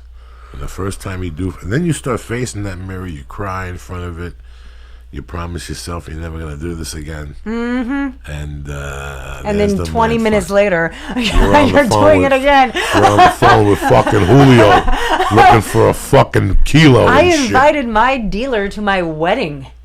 What? Oh, you have to. Yeah. That's a smart way. Yeah, That's the only way I'm to like, do it. ooh, free wedding gifts. And he gives you an 8-ball plus. on the house. Plus, he fucking sits there all night. Yes. Giving it away. As Oh, a yeah. guest. Please. I had my fucking dealer close to everything. And if I owed him money, I'd have him close to me. I'd tell him to come down that I was going to give. I was working 4 guys at once. And it was classic. You had that rotation. I had a guy, Yes. my brother. He's still my brother till today. I'd make him come down to the comedy, so I'd tell him like 10 guys want to buy it, and he'd come there and I go, I don't know where they went. And now you got it. Yeah, but you owe me money. Just give me a package, will you? What the fuck? 200, 400, who gives a fuck? Yeah. It's all going to the same place. When fucking Jay Leno calls, who do you think's going with me to the performance? And who do you think's cashing the check with me? Huh? Tell me. Who? Me. All right, then. Give me the goddamn fucking package. Let me give some shout-outs here. Please do. I'm happy you came up tonight. My main man, who we met at the store, Garnett, Owner's Chuck, you bad motherfucking Canadian, I love you. John Wolf J, TJ Gonzalez, Jesse Castro, Philip Rusty, you're a fucking star. Tom Gamulski, Chris O'Hara, Bob Lalingus and family. Shouts out to Chicago. Hope you're not shoveling snow, cocksuckers. Ashley Risa and Dave Repreza. Nice. What are you fucking nuts? Don't forget, I'll be at the Kaluka Casino January 6th. I hate blowing fucking smoke up people's asses, but I gotta tell you now, that's it. I just got out of the way. I usually don't tell you people till after Christmas, because who gives a fuck about New Year's or the week after New Year's? I really, and I told them. No one can think that far in advance anyway. Just tweet advertising. I said, dog, nobody gives a fuck. Right now, everybody's thinking about jingle bells. Yeah. And where are you going for Christmas? Home. My family's home, Long Beach, California, born and raised. Really? Yeah. Yeah, everyone's local. I'm a California girl. Oh my God, I thought you were from Ohio. Everyone always thinks that. You have an Ohio look to you. Very hot. My great-grandparents are from Ohio. There you go. So who the fuck you think you're dealing with? Yeah. I could even break it down to a fucking... You got that lineage discernment. He's like, what's up with you, Tarzan? How you feeling? What do you got planned for the weekend? It's what Tuesday. I got planned for the weekend? What fucking... Go ahead. Blow my mind. Up, what is it? The zip line, and you put them out of business. Did he break it or what? He almost did. You motherfucker broke the zip line? See, this is how rumors get started. They threw him out. He couldn't work the brake. Tell me there's a video. No. It's a fucking handbrake. What do you mean couldn't work the brake? No. Okay, no, you need to defend yourself because all you do never lets me. Is this. No, I know. I know you know how to do that. I know how to do it, yes. So we went up to this place, and I've gone ziplining 1,000 times and haven't broke anything. Okay. Joey. You never went ziplining before. Okay. Why you blowing smoke up my ass? I'm a world-class zipliner. You never went ziplining before. Stop bullshit right there. Let's paint you got this picture talked for me. into this. Right. Where was the zip line? Was this downtown LA? Was this in Amazon Forest? Where the fuck was this? It was like... Las Vegas Strip? No, it was like an hour north of here. It's like there's like a forest. I don't know. It's like an hour. It's an hour away from here. Okay. You went to the mountains. I went to the mountains, and this place. It was really cool. Had zip lines all throughout the trees. Hey, I'm a good zip liner, Joey. But anyways, they pushed you off. No. They didn't have any brakes on it. It had no brakes. So how is one to stop? Do you get caught by the other person, or what do they tell you to do? They tell you have to pull make your hand flat. Okay. And put it on the... So apply pressure to the wire. To the wire in front of you. Got it. And you have to do it slowly, because if you do put it down too fast, it's going to go crazy and you're going to stop. Yeah, you want to apply it smoothly and with even pressure, and then harder and harder. I got it. Right, yeah, absolutely. Thank you. Yeah. You painted a very nice picture. And so what happened, Bo? So what happened was, and if you go to their Yelp page, it proves my point. They give you literally 2 tries, and... apparently I didn't do it. Like, I didn't hurt myself. I got to the thing. Yeah. But they said I didn't do it satisfactorily. And 4 people, 8. Fuck this. Why are they yelping you on your performance at their place when they didn't give you proper instruction? Exactly. Well, let's do an uprising. And I'm saying, like, just give me because we were just in like this little practice area. I'm like, give me a little. Wait. You weren't even up on the thing. This was the practice area? No. We were up in the trees, but it was at the spot because they do it. I got you. They have it set up so they can send half the groups home. If you go to their Yelp page, Mr. Diaz, where they have very... Should we just go and show him up? It closed down. Oh! It closed down because... He took the rope down in the training area. Some chairs. I didn't take any ropes down. There was some people... what? You probably saved some lives. I did. This incident, you are a hero, young man. Thank you. I want to be honored by the city. I'm telling you, your misfortune in that circumstance probably saved the lives of tens of people. Don't believe that. Don't buy into this shit. See, I'm an optimist. I'm forever an optimist. I always find the highlightings in awkward stories. So after 14 years, Playboy Radio, Yeah. Just got an email, got a call. Truckers are fucking jerking off to You know, nothing. it now. was a slow dissolving. First, we were no longer on Sirius XM. Then we had created our own home, living online, where people could listen to us live, on demand, on podcast. We tried to give our fans a place where they could find us because we never renewed our contract with satellite. Then it was podcast only. Then it was live broadcasting certain days a week, plus listening on demand. And finally, it became fewer shows. And then I was one of the last ones standing. And then finally, it was just, we don't have the opportunity to keep doing this. So we just fizzled out. I know that we are still available on places like Dash Radio and stuff, but my shows aren't on there, I don't think. If they are, I don't know. And now you're doing what? Now I'm really focusing on health, wellness, personal training. I'm still doing voiceovers. I'm still doing random acting stuff here or there. I'm doing the Mr. Skin podcast. I'm just staying busy. I've been a personal trainer for the last 5 years. I love helping people. I obviously don't do it for the money because it's not a very lucrative business. But I love taking. You busted him. I love taking some clay and molding it. And he tried to look at you with the little Jew look. Let like me tell you, He looked at though. your smile and he went like this. He took a look at the belly. He likes you. There's no secret. Everyone's like, what's your fucking secret? The secret is there is no secret. Don't eat like a fucking animal and move your body every once in a while. Lift heavy shit and have the body of your dreams. You lift heavy shit? I lift heavy shit. I don't do any cardio. It's a waste of motherfucking time. I go on adventures. I go for long-ass 13-mile hikes. Oh, that sounds terrible. I do things like zip lining. I go kayaking. But I'm not going to go on a treadmill. So what do? You just do weights? I just lift weights and functional Deadlifts? exercise. Deadlifts, you name it. Squats? Yeah. Or leg squat machine? I don't go on machines. I feel like machines are cheating and bullshit. Just fucking weights. You want weights. If you want to get full body engagement, work the core, get stable everywhere, you need to get off the fucking machines. Stop isolating your muscles. When in life are you isolating your quad? Never. Do movements that you're actually going to do in real life. Hey, I'm moving something. Maybe I'll squat up and lift it. You're not going to ever sit down and flex your fucking leg out, right? So why would I do that in the gym? I only want to do movements that are going to make my life better. You should take a lead out of Long Beach. I have a full gym at my place. You can come over. I'll cook you lunch. Ooh, Lee, there you go. Work you the fuck out. And she puts on tight little shorts and a tight little shirt. It's over. Yes. You know what I'm saying? If you're lucky, she won't wear undies, so you get the full patois of the workout. Oh, there's nothing better than a camel toe. Stop it. While you're working out, you'll do 1,000 push-ups staring at a camel toe. I think she might be book solid after this podcast. I don't know. I mean, I do scare a lot of people off. But the fact is, I only do things that aren't going to waste your time. And I'm only going to do exercises that I know are effective. And I'm going to tell you what I've done. And you can use that as kind of suggestions. I don't force a diet on anyone. I don't force anyone to do anything, but I tell you what I did, and if you like how I look, maybe you'll do what I do. But it's only by suggestion. The only thing I demand you do is the work we're doing in the gym. 3 sets of everything. You know why I'm really happy to see you today?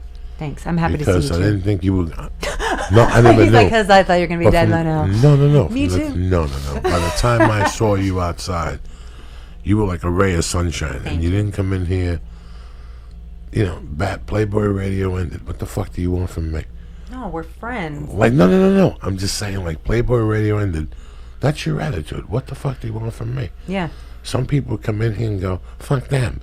They did this and they did that. You know what? They gave you 14 fucking years of work. I am grateful for that. that. Oh my God, how lucky are you? I am so fucking grateful. And sometimes jobs are meant to, sometimes you're like, you know what? I really enjoyed it. But it was time to pull the plug on that one. Let me tell you. Every day. So I've always worked for Playboy for the last 14 years. I've lived in Irvine. I've lived in Tustin. I went to school at UCI. I've lived in Long Beach. I've driven to Playboy that whole time for the last 14 years. What do I do when I'm driving? I'm in gratitude. Thank you for this work. I understand that as a female that pretty much is only known for getting naked, having a regular job is not normal.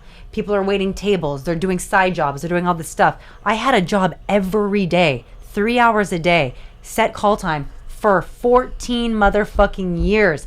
I started on Playboy TV on their naked news called The Weekend Flash. I've done tens of other shows on Playboy TV. I've always had Playboy Radio for the last 9 years. So I've done 29 Playboy pictorials for their special editions. College Girls, Book of Lingerie, Natural Beauties, like you name it, I've done it. I've had full-time work for Playboy. And even I was crazy and self-centered and like full of my ego and bullshit, I always knew to be grateful for that work. Now, you and Lee and myself were talking about how I first saw you? It was on TV. Yep, on The Surreal Life on VH1. What year is that? That was, I believe, 2006. That was when I saw you. That was 10 years ago. I was 22 years old. Because I remember they made fun of me for being young and dumb on that show. 22 years old. Yeah. And I thought I was so smart and so hot. I look back and I'm like, I was just young and naive and foolish. But, wow, what a trip. Yeah. And that was the beginning of Celeb reality. That was when reality shows really took off. There was, a smattering of reality TV. There were some documentary type shows. There was The Real World on MTV, but there was no celebrity reality shows. So The Surreal Life was the first reality show that tapped into that celeb reality brand. And to be honest, brought in a bunch of washed up D-list actors whose careers had kind of fizzled, that they wanted to be on the spotlight again, and rehabilitated their careers in a way, put them in the spotlight, give them a fat paycheck. And then they took they couldn't have it like, the oldies special. So they'd throw in a couple of girls like me, some girls from like American Idol that were young and hot, or Playmate of the Year, this or that. They found me through Playboy TV.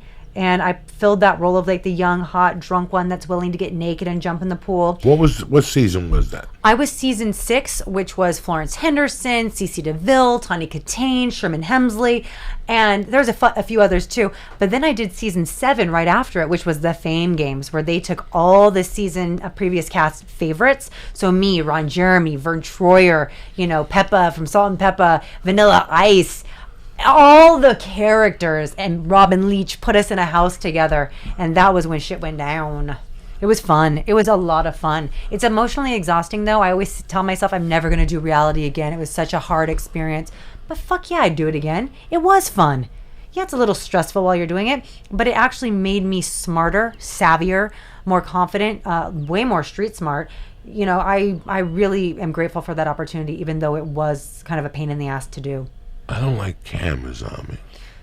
But maybe that's why you need it. It's kind of that exposure. Like, you're exposed to the fear. You're exposed to what you don't want. And then when you can't leave it, it's literally everywhere. I'm a ham. Everywhere. I love being on camera. And I'd be like trying to pop a motherfucking blackhead. And I'm like, dude, can I get any privacy? Like, they are literally on you every second of the day. The only time they are not filming you is when you're on the toilet or in the shower. It's crazy. But do you think it would be hard today to get on to do a reality show like that because you couldn't have your phone or social media and internet? Like, no. That wasn't that big back then. It wasn't that big then, but it was still an issue. They do take your phone, and I've always been a texter. It would be really challenging. There was no clocks on the wall. There was no magazines. There was no books. There was no TV, because there's just a top shelf bar. They want you guys to get a little tipsy and start having interactions with each other, because that's where the TV's made. That's where the drama is. So if you have distractions, phone, magazines, TV, books, you're not going to interact. So they create a scenario where you will get tipsy and you have no choice but to entertain each other. How long were you in the house for? A month. No leaving? No. Well, leaving for like events, adventures. Oh, we have this planned. We're going to go to downtown Las Vegas today, and we're going to do this, that, or the other. Or, oh, we're going to be judging this, or we're going up to wine country. They would plan events, but for the most part, you're stuck in that house. Yeah, it was nuts. And that's why it was emotionally exhausting. I just want to call my boyfriend. I just want to fucking see my dog. I just want to fucking know what goddamn time it is. Fuck it. Let's just drink. I mean, it was stressful. And you don't realize it, and people are like, "Oh my God, really? That stressed you out, bitch? What a quality stressor to have." But it really is stressful, because you're put in an emotionally draining situation, and you're being filmed. So not only are you like on camera, so you're trying not to act like you're acting, but you are, and then you're stressed out, and you're drunk, and you're deprived of everything that matters to you. It's really emotionally draining. See, for me, I'm a pot smoker. Yeah. And my pot smoker kind of fills my personality. Mm-hmm. Well, you have to assume, if you see me, that I'm 60% stoned. Like, no. You got to assume 90% that I'm fucking high. Now you have to rate what grade. Right. And how far deep I'm into my mind fuck. Right. You understand me? Yeah, I'm a former huge stoner. And I got to tell you something, man. When I'm deep into my mind fuck, you don't want to be filmed. Yeah, like, what the fuck is it, Lee? Well, I didn't know if you want... Lee, you're the Captain Kirk of the Enterprise. How many times you say something, and I go, Lee, what, are you going to bother me with this for? You know this answer. Go do it. Lee's a smart guy. What do you thought? You're the fucking... You run this shit. I just come in and fuck around with you. And I could see him looking at me. It's because I'm deep. I'm 3 days in. We just put in 300 milligrams of fucking tar and fucking the transmission fluid. Let me tell you, I'm one of those people that I look at the label of everything. That's some quality shit right there. No, that's made with the lady at that's at some Perennial. bomb. See, nobody tells you nothing, but this lady at Perennial goes, you know why that shit's fucking people up? And they sell everything there. It's not clean. She goes, no, it's got oil. Yeah.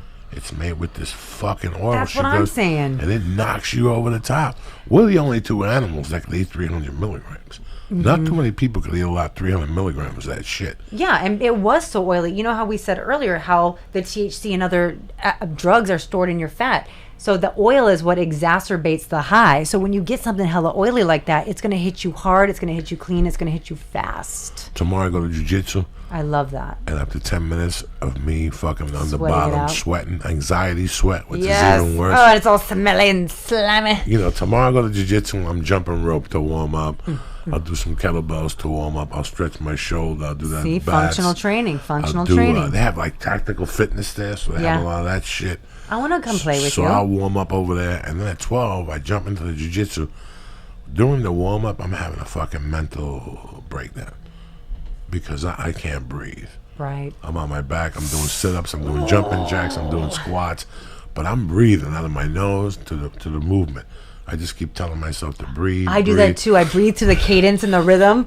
And you have to. That's it. Yes, I'm like and 2 in, 2 out. You 2 in, 2 out. Yep. And next thing you know, you're stretching. It's the end of the warm-up. And right there, when I go like this with my hand, I wipe my hand. That first layer of sweat that's coming out of me, guys, I can is the feel best. And then you wipe it on your gi, and from there in, everything changes. And then another batch comes out later on. That's from 1988. That was stuck in your foot fucking Tap fat. some old resources. And then you start. Yes. It's amazing. I love all that shit. I always knew at a young age. For me, after I did blow, I didn't want to sweat because I didn't want to bother the heart. Yeah. As long as I had miso soup and sushi, I was going to be okay that night. You understand me? Yeah. That was my little mind fuck. That was your healing. For healing myself. Your healing ritual. You know what I'm saying? Yeah. How long did it take you... To clean my system? No. After you stopped drinking, it took you like 6 months to realize what you had done. It took me like 6 months to realize. No, I knew. Were you on shaky ground those 6 months? I was emotionally unstable. Did you think I would call you? Not me. Could anybody at that time convince you to go have a drink? No. You were good. You were gone to go. I was immediately You weren't done. Walking on eggshells because you were like, no. Nope. St. Patty's is coming. No, I actually, it's so funny. I had my last drink on March 3rd, and I was like, oh, shit, St. Patrick's Day. Yep. Maybe I should wait till the 18th. I was talking to my friends, and they're like, just don't go out. It's just another day. You know, and I go, yeah, but it's a holiday, and it's a drinking holiday. They said, bitch, every day to you was a drinking holiday. You didn't need an excuse. You don't need an excuse now. Just don't go out. And I actually went to Vegas with Playboy 4 weeks into my sobriety of my not drinking alcohol. And I was really scared. Not that I would drink, but that I wouldn't know how to have a good time. Because I had never been an adult having fun without booze. And I actually went to a club and I started dancing just sober, like not even a pot cookie or anything. And I was like, oh my God, it was another moment of clarity. I can have fun and I can dance like a nasty fucking beast without alcohol. And to me, all these little steps were validation that I didn't need that shit. I have a very unique story. I had a very high rock bottom. You know, I didn't have to go to the depths. I didn't end up on Skid Motherfucking Row. I didn't go to rehab. I didn't have like some white light experience. I just woke up one day sick and tired of this shit. And I really was like, I'm done. I think it was a miracle. Because I couldn't stop before. I tried everything. Switched alcohols, tried to not drink, tried to read self-help books, tried to do like master cleanses, and nothing worked. And then one day I just didn't have to drink anymore. I can't figure it out. So I'm just riding the wave. It's amazing how it clicks. It clicked. It clicked hard. It clicked profoundly, and that's what it was. Nothing was ever profound before. I was like, fuck, I've been lying to myself. I quit in November. And I was thinking about it from the November or October before. Yeah. That this had to end. I kept getting electrical shocks in my back. Yes, me too. I knew it had spine. to end. Yes. I kept thinking this has to end. It was these jolts of electricity. And then I got a call from a buddy of mine, God rest his soul. And he goes, hey, man, I'm back in Jersey. We start talking. I go, so you still got it? He goes, oh, absolutely. He goes, I go down to Newark and I get $7 bags. They're tremendous ever since 9/11. The Arabs, $7. $7 bags of heroin. I go, What? Whoa. I said to him, send me some. He took down my address. I hung up the phone. I'm like, he ain't gonna send me nothing. Do you know that not even a week later, in my mailbox, written like a kid that was 3, my name, Jose Diaz, whatever, he fucking sent it to me, 3 little 7s. That's crazy. Like nothing. Like it was nothing. I did a couple bumps. That's On a nuts. Monday, I got sick. And then it was funny because I would do it and not get high and not snort coke during the week. That's really So bizarre. I stayed off coke because I would do heroin one night a week. I'm so glad I never tried heroin. I'm so glad I never tried it. This is like fucking, I gotta go to Harvard and go, listen, let me tell you my story. Take my brain out at the end and take a look, because something happened. Yeah, something motherfucking happened. Then in September, I started doing a little coke again. But then I went was to different, Jersey, yeah. and whatever. All I needed was a hotel room. Yes. That was my whole thing. Yep. As soon as I did comedy, as soon as I got to the hotel, that was it. That was I couldn't get high here. I was under too many highs here. Yeah, and I felt the same way because I traveled so much with my work too. The high I was doing in LA Yeah. was conditioning high. You know how I keep you in Maintenance training high. with me? Yep. It was just maintenance high. Yep. These are just maintenance highs. Like this was, when I was here, I would just do like a gram or $40 worth. When I went on the road, that's when I could go fucking nuts. And that's when you picked up victims that were pretty good. Mm-hmm. You know, you picked up other crazy people and shit. 3 days ago, I got a Facebook from a girl that I love to death. In fact, I talked to her on the phone. She Facebooked me to tell me she lost my phone number. If I could, she gave me her number for me to give her a call. Nice. And I called her back, and we giggled for a few minutes. She's married now, you know. But I got off the phone, and she's one that, you know, you have to think about. I met her when she was a young girl at a comedy club, and she was a waitress. But one night I was looking for a package, and somebody came to me and said, talk to her. And I go, no, she don't get high. And they're like, what, are you fucking kidding me? Her boyfriend slings fucking coke. So I had a crush on her. I mean, she looked good. You know, she was beautiful. I wasn't going to ask her shit, you know, let her see. And one night she came to me. She goes, if you ever need something, let me know. And okay, so she gave me some shit one night that was just mind-boggling. It was top of the fucking earth shit. And this is 1998. I'm getting a drip right oh my now God. talking about this chick, bomb this shit. was shiny, no cut, still had the flakes. It That was like Peruvian all that. flake. And I took it back to my hotel room, and we fucking whacked it up. I whacked it up. At 3 in the morning, I'm jerking off uncontrollably. There's no porn. And something, I go, let me call them and see if I can get more of this shit. Yeah. I call her up. Get it while the getting's good. Guess who delivers? She does. So he would wait in the car, and she'd come up and give it to me. And that happened about 4 times before one night I go, listen, you got to show me those titties. And she was like, no, okay. And then it went from titties to show me your monkey to let me eat your monkey while the boyfriend was in the car. What did his ass think y'all were doing for 15, 20, 30 minutes? First of all, no. didn't give- I come in a minute and a half. No, but if you're eating her pussy, 2 minutes, and then You're that bomb? And then I gotta fucking, then I gotta come myself. oh, got you. If a Oh, you're not taking her. listen, Okay, I got listen it. to me. A stranger knocks on your door and lets you eat that pussy, brings you coke, and then I wouldn't even, at the beginning, I wouldn't even ask her to lick my nuts because I'd just come while I was eating a pussy. I fucking love that. This is the I love fantasy you. that every man wants. I fucking love you. She would just knock on the hotel room, coked out of her mind, big breast. She'd come in.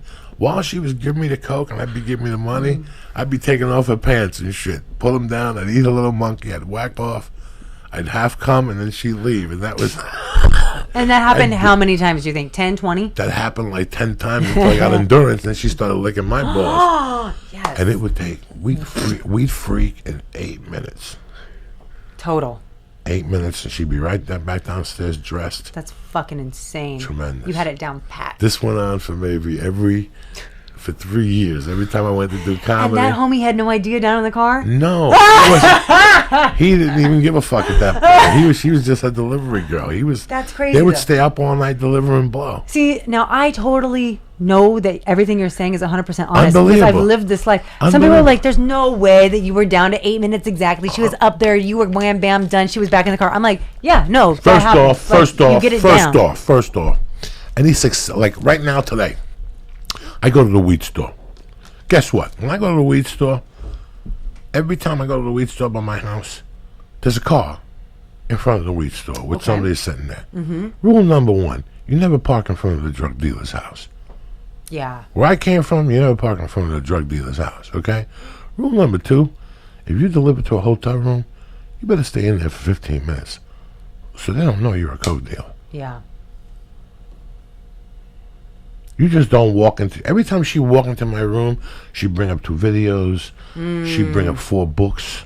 She'd bring up a gallon of milk. She'd stop at the gas station and get me a gallon of milk. Smart. Or a protein shake or something for the morning. She was very fucking smart. Okay? So anybody fucking knows that. Even when I used to be in Vegas, I had a guy in Vegas that I would call him. Let me tell you how good he was. I would call him, and no matter what time, he'd get up to my hotel room. Yeah. Through security, he knew everybody. And he'd sell you the 8-ball, plus for an extra 20, he had a come-down package. 2 Vicodins, a Valium, and some fucking pain pills. Why didn't anyone ever tell me about how to fucking come down? I had to have a porn star tell me you needed Xanax. Yeah, I know. and a Xanax. No one ever told a me. 10 milligram Xanax or something to get the party started. I thought you just had to stay up for 2 days. No, or peel an orange and take the fucking skin out and put the peel in your mouth. And I never heard that. Yeah.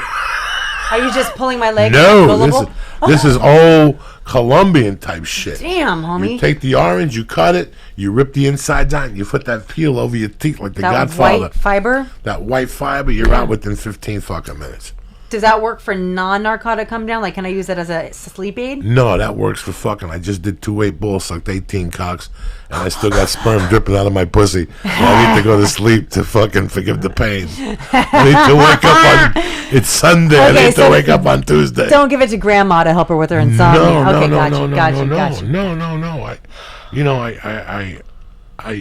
I get up every morning, man, and my feet touch the floor. And people must, people at home who listen to this shit think I'm crazy, but I swear to God, I give thanks. I give thanks to my wife, my daughter, but I give thanks to the most important thing, that I stopped putting that shit up my fucking nose. Straight up. I really do. And guess what, guys? I know you guys going, Joey, fuck you, you're a hypocrite. I had a lot of great fucking times. Absolutely. I had a lot of great times. I told the story on Joe Rogan about a girl on Facebook. She had a black baby. Yeah. So people torture her from my neighborhood. So when we were kids, first off, I never slept with her. She didn't even like me growing up. She dated this dude, so she didn't really talk to kids her age. And she didn't really like our circle. She thought we were jocks or whatever. But the word was her pussy didn't get moist. So everybody sounds horrible. Everybody called her Fairview, New Jersey, because everybody knows Fairview's a dry hump. And then, listen to this, and then... That's horrible. Then the rumor got out that she had like VD. Oh my God. Well, So yeah, if now, it's all dry, you're going to rip it up and fuck it up. Let's say her name was, what's your first name again? Andrea. Andrea. Okay, that cookie is strong because Joey's known me for over a decade. Let's say Andrea. They started calling her that song from AC/DC. She's got the jack. So they started calling her Andrea Jack. Right to her face. Andrea Jack, fuck you. I have no diseases. This went on for about a year. Then That's horrible. Then she disappeared. Everybody disappeared, and I saw her out one night. But the tail end to the story is, we're coked up. It's 6 a.m. We just robbed her. Wait, what? You just robbed her ass. Didn't see that coming. We didn't rob her. We just robbed the guy she was playing nanny to, that she was sucking his dick to. And we're in a hotel room, a dirty hotel room in Jersey on Tunley Avenue. We bust into the hotel room. We're sitting there. We got booze. She takes a look at me and she goes, before we do anything, I just want you to know, we're not going to have any sex. I go, fine. And about 20 minutes in, she goes, you know what, I've been thinking about it. Maybe we will do a little something, but, she goes, you have to guess the color of my underwear. And I'm like, and I'm sitting there and I'm like, oh my God, I'm horny, I'm coked up, I want to eat her asshole. I got to go for broke. And I go, red. And she goes, Green, but close enough. That's how crazy she was. Holy shit. She's nice. Like, I would never have that type of, maybe 18, 20 Christmases ago. I'm lonely. I don't have a girlfriend. This is half a fucking chick that lives in my building. She lives in Ralphie. She lives in Ralphie. You're so horrible. She lives in Ralphie May's building, okay? Yeah. And, you know, she's got the fake tits. Why is that funny? Why is that funny? I just when he said half a chick, I started thinking about what is it? Kardashian. What's his name? Kanye West. No, Scott? No, the father. Rob? Mother. Listen, I don't know. I don't follow those fucking morons. The one who just switched. Whatever. Yeah, Bruce. Oh, bro. Yeah, Caitlyn. What? Caitlin's full woman. When you said half a woman, I said that's what I thought of. No, you thought of I didn't have a transgendered? woman. No, he's talking like a No, you said there was thin half. ass, frail, half of a fucking ding dong This woman. chick she was pretty. She had a daughter that looked like. Listen to this. She had a fat little daughter, and she had a mustache as the daughter. But she looked like Pavarotti, the opposite. Pavarotti?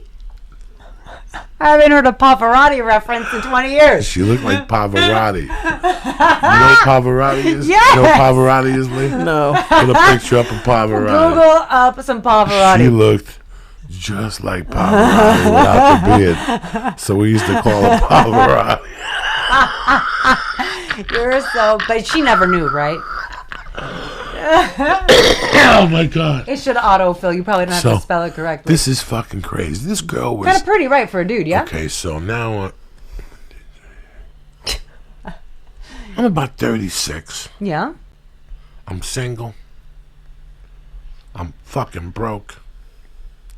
She looks just like Pavarotti, just like the faraway Go to picture. the images, yeah. Oh my God, it's just that, like,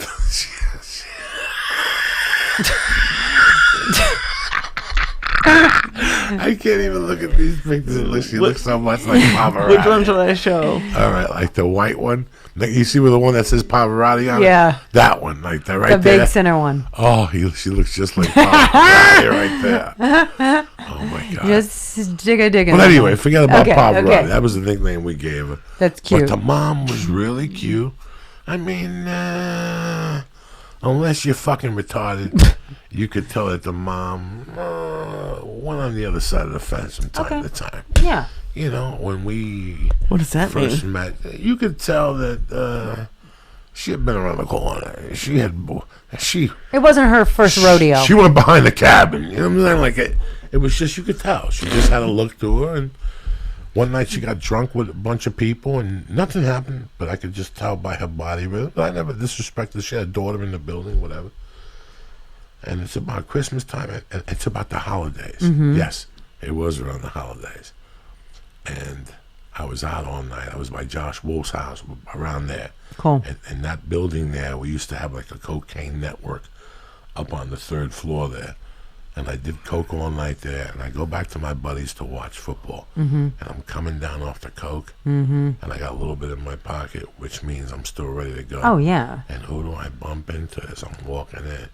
At 10 in the morning, but Not Pavarotti. no, Jesus Christ! No. I was like, holy shit! If I would have bumped into Pavarotti, I would have shot myself. I bumped into the mother, and guess what? What? She was out one night before, and she was looking for a little taste. So I gave her a little taste in the hallway. I gave her whatever I had. I did a couple bumps with her. Mm-hmm. And she goes, "Can you get more?" And I go, "Sure, but I got to go. It's 10 in the morning." And I go, "You have a car?" Boom, we take a ride. Boom, we come back. We get a 60. We do a couple more bumps. And she's saying that her apartment says giving her the creeps. Oh. Really? She goes, "Do you mind if we go for a walk?" So before we go for a walk, I go, "Well, let me see if I can give her a stabbing right here in the stairway." You know us, dog. We're sad. It was sad. I know, man. Listen, the building's quiet. Let me give you a stabbing right here under the stairway. All right, what the fuck? But where? You sit down, you pick up your leg, I eat your ass, then I dig it right in right there. Is there anyone whose ass you don't eat first? Well, whatever. Pussy, ass, the same whole vicinity. You got to sell the ass because that gets him a little butts. Totally. He's gonna eat my ass. This guy's not fucking around. Exactly. He's gonna hook it up. And then you show him the coke rock and you tell him put this in your asshole to really get the party started. Dirty at 10 in the morning. I don't give a dough. fuck. At 10 in the morning, we got to go deep into the hemisphere. You also got to have. Because that's the end of your night, pretty much. That's the end of your night. So you got to end with a big bang. Oh my God. I get you. I don't know what happens, what we do. Next thing you know, this is crazy. I'm telling you this shit. We kind of fuck around a little bit. But when I pull it out of her mouth, I come on her Christmas jeans, right? Like she had the jeans, like expensive jeans. The one she was going to wear for Christmas morning or that she had received for Christmas? The ones she had on for the night before. And jeans. It was one of those cocaine comes, 20 hours of blow. It's thick. Oh, I can see it now. It's like fucking disgusting. Snot and it's curdly. So she goes, oh my God. She goes in the fucking house. Aren't you glad you don't know? And that's the end of that. Yes. 2-3 nights later, I'm at El Compadre waiting to cop. Can you just do your little tiny outbursts of exasperations into the mic more? Oh, please. They're fucking great. Nice. This is all great. People have taped them. 2-3 nights later, it is Christmas Eve. I'll never forget this. I was at the Comedy Store. That's how lonely I was. I'm at the Comedy Store. I go to El Compadre, the cop. They're about to close at El Compadre. And I'm up there trying to get blow from one of the waiters. And I'm sitting outside waiting for him to come out. And who comes walking towards me? But the girl with the jeans with the cum. She didn't have them on them. And her boyfriend. Right? They come walking towards me. You nasty fucker. I love you. And this dirty bitch doesn't even look at me. And the boyfriend stays. No, you can't make eye contact. It assumes guilt. And he goes, I don't know what happened between you two guys. Yeah? But whatever happened has to get cleared up. She's not very happy with you right now. Oh, please. Like it's your fucking fault. But no. He didn't know I came out of pants. He just said... About the drugs? He said to me, no, I don't know what happened between you two guys the other day, but she's not very happy with you. I go, what did he say? What did she... And I may believe like I didn't even know. I go, what did she say? And he goes, I don't know. You guys were partying. You guys some type of an argument or something. And I felt like saying, no, I came on a fucking leg. Wow. I mean, this is the type of shit that couldn't have happened. But I also wouldn't have kidnapped Kent Vela. Right. I also wouldn't have gone to prison. I also wouldn't have done a lot of fucking things. Well, I knew I was going to end up in prison to do something. I can't lie about that. When you're meant to be something, you're meant to be something, and that's it. But it's amazing the journey it did take me on. I'm with you, man. I could write, like right now, I'm trying to write this, the first 3 chapters to sell a book, and I'm on 1984. Oh, you're going chronologically, like as you write it? To sell this, I got to go from 79 to about June of 85 before I bust out with this. So I had to even jump over like 81. 81 was dying. Mm-hmm. So I said, let me go over to 84, because 84 was a hard-hitting year. And I mean, I'm up to like June of 84. And there's times I got to stop, because this is when this pattern started. Mm-hmm. This pattern started in 84. So that's when you think you crossed that invisible line, was 84? It became something else. Yeah. It went from being fun Friday and Saturday into now habitual. It went from ritualistic. It went from Friday and Saturday a gram. A gram? I would do a gram bump. And I'm talking about it's me and you. Not all the time. It's you and I was me. Dared, but we're seeing each other, as they said in the 80s. Yeah, I would pick you up. You knew you were going to spend the night, or we're going to get a hotel room. So we both did a gram. We did a gram from 8 o'clock to 3 at the bar. Wow. A half a gram, then the other half back at the hotel room where we were getting naked and all that dirty shit. Mm-hmm. And it was fun. On top of that, if it wasn't just you and me for sex, at least we'd go back and you'd talk to me. Yeah. And your brother would come out and he'd talk and whatever. Yeah. It was something, it was fun. We drank, we listened to music. And then after that, even in Colorado, in 83, I was 19. Mm-hmm. It was still a Friday night thing. Mm-hmm. And there was no paranoia. Once it was done, the worst thing you did was jerk off on your leg and you went to bed. That's it. You woke up in the morning, you felt shitty about jerking off. Maybe you should have a girlfriend and a date. But that's as far as it went. It wasn't your rent money. It wasn't gambling money. When I went back to New York in 84, it was there. Mm-hmm. It had taken over everything. Mm-hmm. And, like I said 1,000 times, people like you would come up to me and go, Joey, just out of coincidence, can you move some of this? And I'm like, I don't. Yeah, Lee likes it. My friends like it at the Comedy Store. You would go, hold on 1 second. You'd make a call, and next thing you know, your boyfriend would be here 20 minutes late. It's like, listen, guys, it's usually $19,000 for a kilo. I'll give it to you for $17,500. And we're like, we don't have no money. Don't worry about it. We'll pick it up in 10 days. Because nobody wanted it at their house no more. That's crazy. Because that's fucking scary, man. People were coming to you and going, hey, Andrea, do me a favor. I got 50 pounds of coke. Can you move? And you're like, I know Ron Jeremy. Yeah. You know what I'm saying? Yeah. Like, I know Ron, but I don't know. I'm not saying nothing bad about Ron. No, I feel in you. the 80s, it was porn, you know, like you could say, that's Dude, what I would always say. I've done coke with Ron. Like, who fucking cares? Like, that's what I would think to myself. I go, Yeah. well, 1985, 84, I know Ron Jeremy. Maybe he could bring it into the Valley and give it to some of the fucking girls. Yeah, or like coke. Andrea That's could it. take it to the mansion. Like, But who knows? if you listen and read these stories that people are saying now from the mid-'80s, they were buying half kilos. I just was reading That's something about fucking Hollywood. nuts. And Don Henley. Yeah. Don Henley from the Eagles. That book with the hooker, I just seen an excerpt because I just mentioned that book. When I first moved to town, the hot book in town is You'll Never Work in This Town Anymore. Mm-hmm. And it was written by an ex-hooker who told all her stories. Yes. But one of them was Don Henley. That's nuts. That Don Henley would get 5 girls, 4 in a row, and bend them over. And just switch. And just eat their pussies and then do coke, and then eat their pussies and do coke. But they had to be bent over all night. He wouldn't even look at their faces. How fucking crazy is that freaky motherfucker? That sounds like Tuesday to us, right? No, that's ego. No, it is. It 5 is. women, It is. don't even talk to me, ladies. Bend over. and But shut your fucking what mouth. kind of woman, like I would be the person eating the pussy, but what kind of girl would let a guy bend her over and line him up like that? I'd be like, you don't want to look at my face? Fuck you, I'm out. I'm so much more than just a snatch. It's like you pick someone with a crazy ego and you pick someone with no self-respect, you put them together, it's a perfect match. Yeah, no, that's what it was. He Yeah. was a crazy ego. I mean, it was a fucking guy from the Eagles. I mean, I can't fucking blame him. No, I mean, I can only imagine what it would be like to be that famous and have people just throwing themselves at you all the time. I mean... She had Jack Nicholson in there. She had a bunch of people in there, but the Yeah. story she was talking about that day when she had gone to the Eagles' house, she was there for 3 days, and she knows for a fact that, like, 4 ounces were delivered. Mm-hmm. That's Lee. I couldn't do an ounce in No. a week by myself. I mean, I do it. Don't get me wrong. It's going down. I just need to bump into the right victim Right. and the right hotel and the right fucking circumstances, and you're in Lake Flint. You know? Yeah, I mean, that's a lot.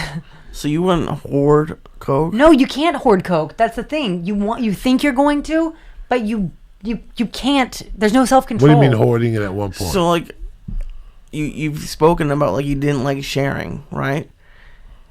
You just said if you had an ounce, you'd have to share, and you've spoken before about like snoring against the clock. Why not just save it for later that night? Like why do you feel like it has to get gone? I heard It's an inner fucking obsession. You have if it's there, it's gone. gone.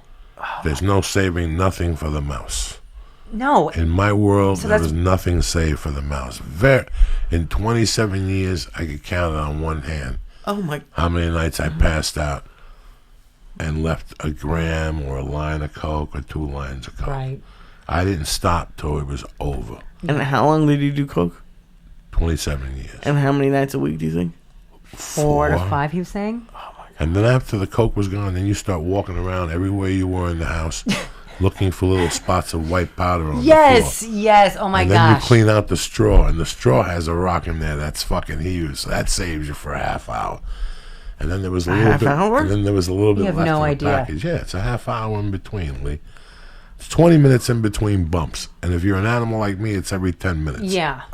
And it's so funny, too, because you look at the clock and you're like, I'm going to stop at 12:30. I'm going to stop at 12:40. I'm going to stop at 1. I'm going to stop at... Like, you can't fucking keep your shit straight. Willpower is not a thing. So that's why, for me, like, I'd always get a little bit. So I knew when it was done, that was it. I couldn't get more. Because once you start, you really can't stop. And this is even coming from me who was never... I do not think I was a cocaine addict at all. I just partied a lot. But situationally, you just can't stop. You can't hold on to it. No, for me, it was... once I got it, it was going. Yeah. There was no saving it for Tuesday. No. No nothing, guys. Fucking crazy. I'm so happy. 9 years Isn't now. that a blessing? 9 years I have not done a line of coke, man. And I don't miss it. No, At all. your life is so much better without it. Fuck that shit. Christ. It was like, in my mind, like I compare it to my drinking, it was like I was almost a slave to it. My life was revolved around that shit. Where am I going to get it? Who am I going to drink it with? I wasn't able to drive or go certain places because I was too fucked up. I couldn't go to events. It was just ruling my life. That's why I said to you at the beginning of the podcast. Yeah. That part of my life is, I could not see, even today. No. Even today, if I said to you guys, you know what, fuck it, I'm getting divorced. My wife's taking the baby to Tennessee. I'm going to take the house, whatever. I couldn't see myself. Going back. I could not see myself doing blow. No. With a comedy girl at like 28, and here I am, 54, 55, in a house, because I think I'd get a heart attack. Yeah. I'm so scared at this point that for me to even It's cross not that worth line, it. No, not at all. Not by any means at all. And you know, too, that if you started, you couldn't stop again. You'd have to go another 27 years unless you died first. It's like, you know how low it will take you, so why even take that risk? You fucking had all the fun. You've done it. You're done. Well, like we were telling Boss Rutan the other day, a lot of people don't understand. You understand the addiction continues to grow. Just because you stop drinking, the inside little addiction that you had of drinking still grows. Yeah. As soon as you decide in your mind, you know what? I got this. I'm having a motherfucking beer. That's it. You're After that off and first beer, popping. you're off and fucking popping. Dog. But your tolerance is gone, but your brain tells you can drink like you used to. Yes, you can. That's when you end up in the ER. That's when you overdose. You get alcohol Well, poisoning that really or another happens substance. a lot with heroin. That's what's happening with heroin. Yes, that's exactly what happens. Happens with heroin a lot. Yeah. I'm happy you came on today. It was Me great too. to see you. I love you so much. When I made that fucking turn, I go, look at her. This gym is fucking working. Look at Lee. He's all hypnotized. What are you supposed to say? When Look you at her. walk out of here, Lee's going to say a ton of shit to me. Jesus Christ. She looked beautiful. Let me read some fucking things for Lee. As always, on it, the fucking leader in our life. Listen, man, it's the holidays. Everybody's looking to change. Everybody's looking to make their lives better. Anna has some great supplements for you that'll fucking rock your world.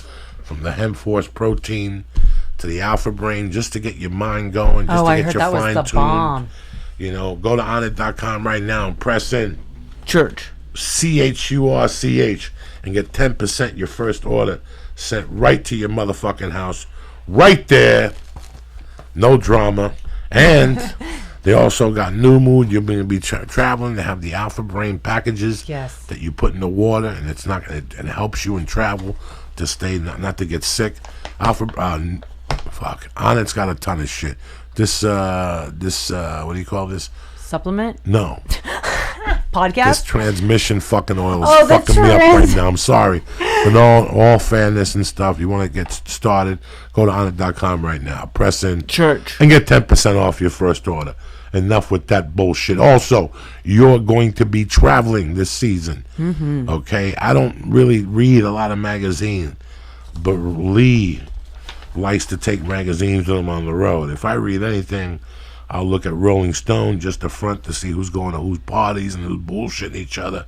But listen, I know you like magazines like Fitness, Fortune, Forbes, Golf Magazine, Golf Digest, Country Gardens, Sports Illustrated Kids. If you like any of these magazines right now, Town and Country, I got something that's going to rock your world, all right? Now, we're all binge eating, and we're all binge watching, and we're all, thanks to Netflix, we're all watching, but now with texture, you could start binge reading. Trust me, it's about to be a thing. I just saw a commercial for it the other night. I just saw a commercial for Texture. So when it comes to magazines, you know what you like. And with Texture, you can get all the magazines you want in one super convenient place. Texture has completely reimaged magazines, giving you the articles and stories you really want all in one place, plus interactive features, videos, and recommendations just for you, okay? The Texture app lets you tap into the world's most popular magazines anytime, anywhere, using your smartphone or tablet. Just download it, you sit on a plane, and there you have hundreds of your favorite magazines, including back issues, and pick the articles that interest you the most. Texture has made it easy to find articles that you care about. I don't just get to read, Rolling Stone or Sports Illustrated, the Texture editorial team recommends content for me every day. Plus, I can dive deeper with personalized collections. So you have like curator, right? You have like a curator. That's cool. Yeah, Right, yeah. right. They'll give you special things that they think you'll like based on what you're reading. There you go. So sign up for Texture right now and gain inside access to all the content from the world's best publications. The best part is Texture for the holidays is offering a free trial right now when you go to texture.com/Joey. Again, you'll gain immediate entry into all the top magazines, including back issues and bonus video. Start binge reading for free right now when you go to texture.com/Joey. Again, texture.com/Joey. Listen, we talk about the holidays coming, and we talk about stuffing, what do you call those things? Stocking stuffers. Stocking stuffers. All right, here you go. Plain and fucking simple. HelloTushy.com. You know why? Because bidets are back. You want to start off 2017 with a fresh motherfucking asshole and a fresh motherfucking nutsack, Totally. ready to conquer the fucking world, okay? And Hello Tushy has made that possible again. Because bidets are back. You're sitting there going, Joey, I'm a young kid. What's a bidet? A bidet is a device that sprays your butt clean with water, okay? I grew up with a bidet in my house. My mom had one, fucking tremendous. After she died, then I realized what a bidet really did, and now they're back, okay? Thanks to Tushy, sleek bidet that clips onto your existing toilet and sprays your butt completely clean with fresh water to get your muffler sparkling, so you're not sitting on it all fucking day with bacteria and causing hemorrhoids and yeast infections and plain old just rotten ass. Who wants rotten fucking ass for Christmas? All right? Bidets are better for the environment because there's more paper. That means more trees. Every time you use a bidet, it's 1 pint of water. That ain't dick, okay? Tushy stands behind their product also for 60 motherfucking days, so you can enjoy it. You see what the hell. It is tremendous. I'm using it. I got it in the spare bathroom now. Fucking tremendous. Do you understand me? It's been years. The water's nice and cold. It kind of wakes you up in the morning. You know what I'm saying? After that coffee, you're going to let me take a little fucking dump of Rui. And you put that little cold water Sounds on, exciting. and it hits your little muffler. But then you jump in the shower and you hit your asshole with hot water. I'm confused. You know what I'm saying? Anyway, go to HelloTushy.com right now and get 10% off when you press in Church. CHURCH, taking it to the hill like a motherfucker. This is the Christmas present for that. Right now you're sitting there going, what am I going to get this guy? What am I going to get this girl? What am I going to get this guy? What am I going to get this guy? Uncle Joey just brought it to you right now. HelloTushy.com Cool. /church. Get 10% off. I want to thank Texture. I want to thank Onnit.com for being solid motherfuckers. If you haven't watched the special, CISO.com/Joey. Put your name in, email, code, put your credit card in, put in Joey, and you get to watch the fucking special for free. Don't say I never gave you that. And when you get bored, they got all the Saturday Night Live fucking episodes. They got Parks and Recreation. They got original programming. So go do your thing, all right? I'll see you cocksuckers next week. Anywhere these people could find you or listen to you? Yeah, on Twitter and Instagram at the Andrea Lowell. If you're interested in anything fitness related, Facebook and Instagram at Andrea Lowell Fitness. Pretty straightforward. Lee, what do you got going on this weekend? This weekend, not much this weekend, but I had a good day. I had breakfast with my brother today for the first time. We haven't been speaking for years, so. Oh, really? Yeah, that was nice. So that's good. You didn't break Yeah. any zip lines, talk to your brother. Sounds like a pretty fucking successful day so far. Yeah, it was a pretty good day. I love how we hardly know each other. I'm already like teasing you. I like it. He likes it. I like it too. Who wouldn't like it? Well, that's cool. I'm happy for you guys. Yeah, it was fun. Yeah, and that's it. Do you know what? We're like waiting for the punch, and then what happened? I live a boring life. What did you have for breakfast? I had Say in the dirtiest way you can. scrambled eggs. Were they runny or were they dry? Dry like pepperoni pussy. Get the fuck out of here with that shit. Have a great week, you dirty Love you guys. motherfuckers. I love you. Thank you. Bye. Happy holidays. I gotta pee again. Look, I have to pee so fucking Go ahead, bad. run in there. I don't know where it is.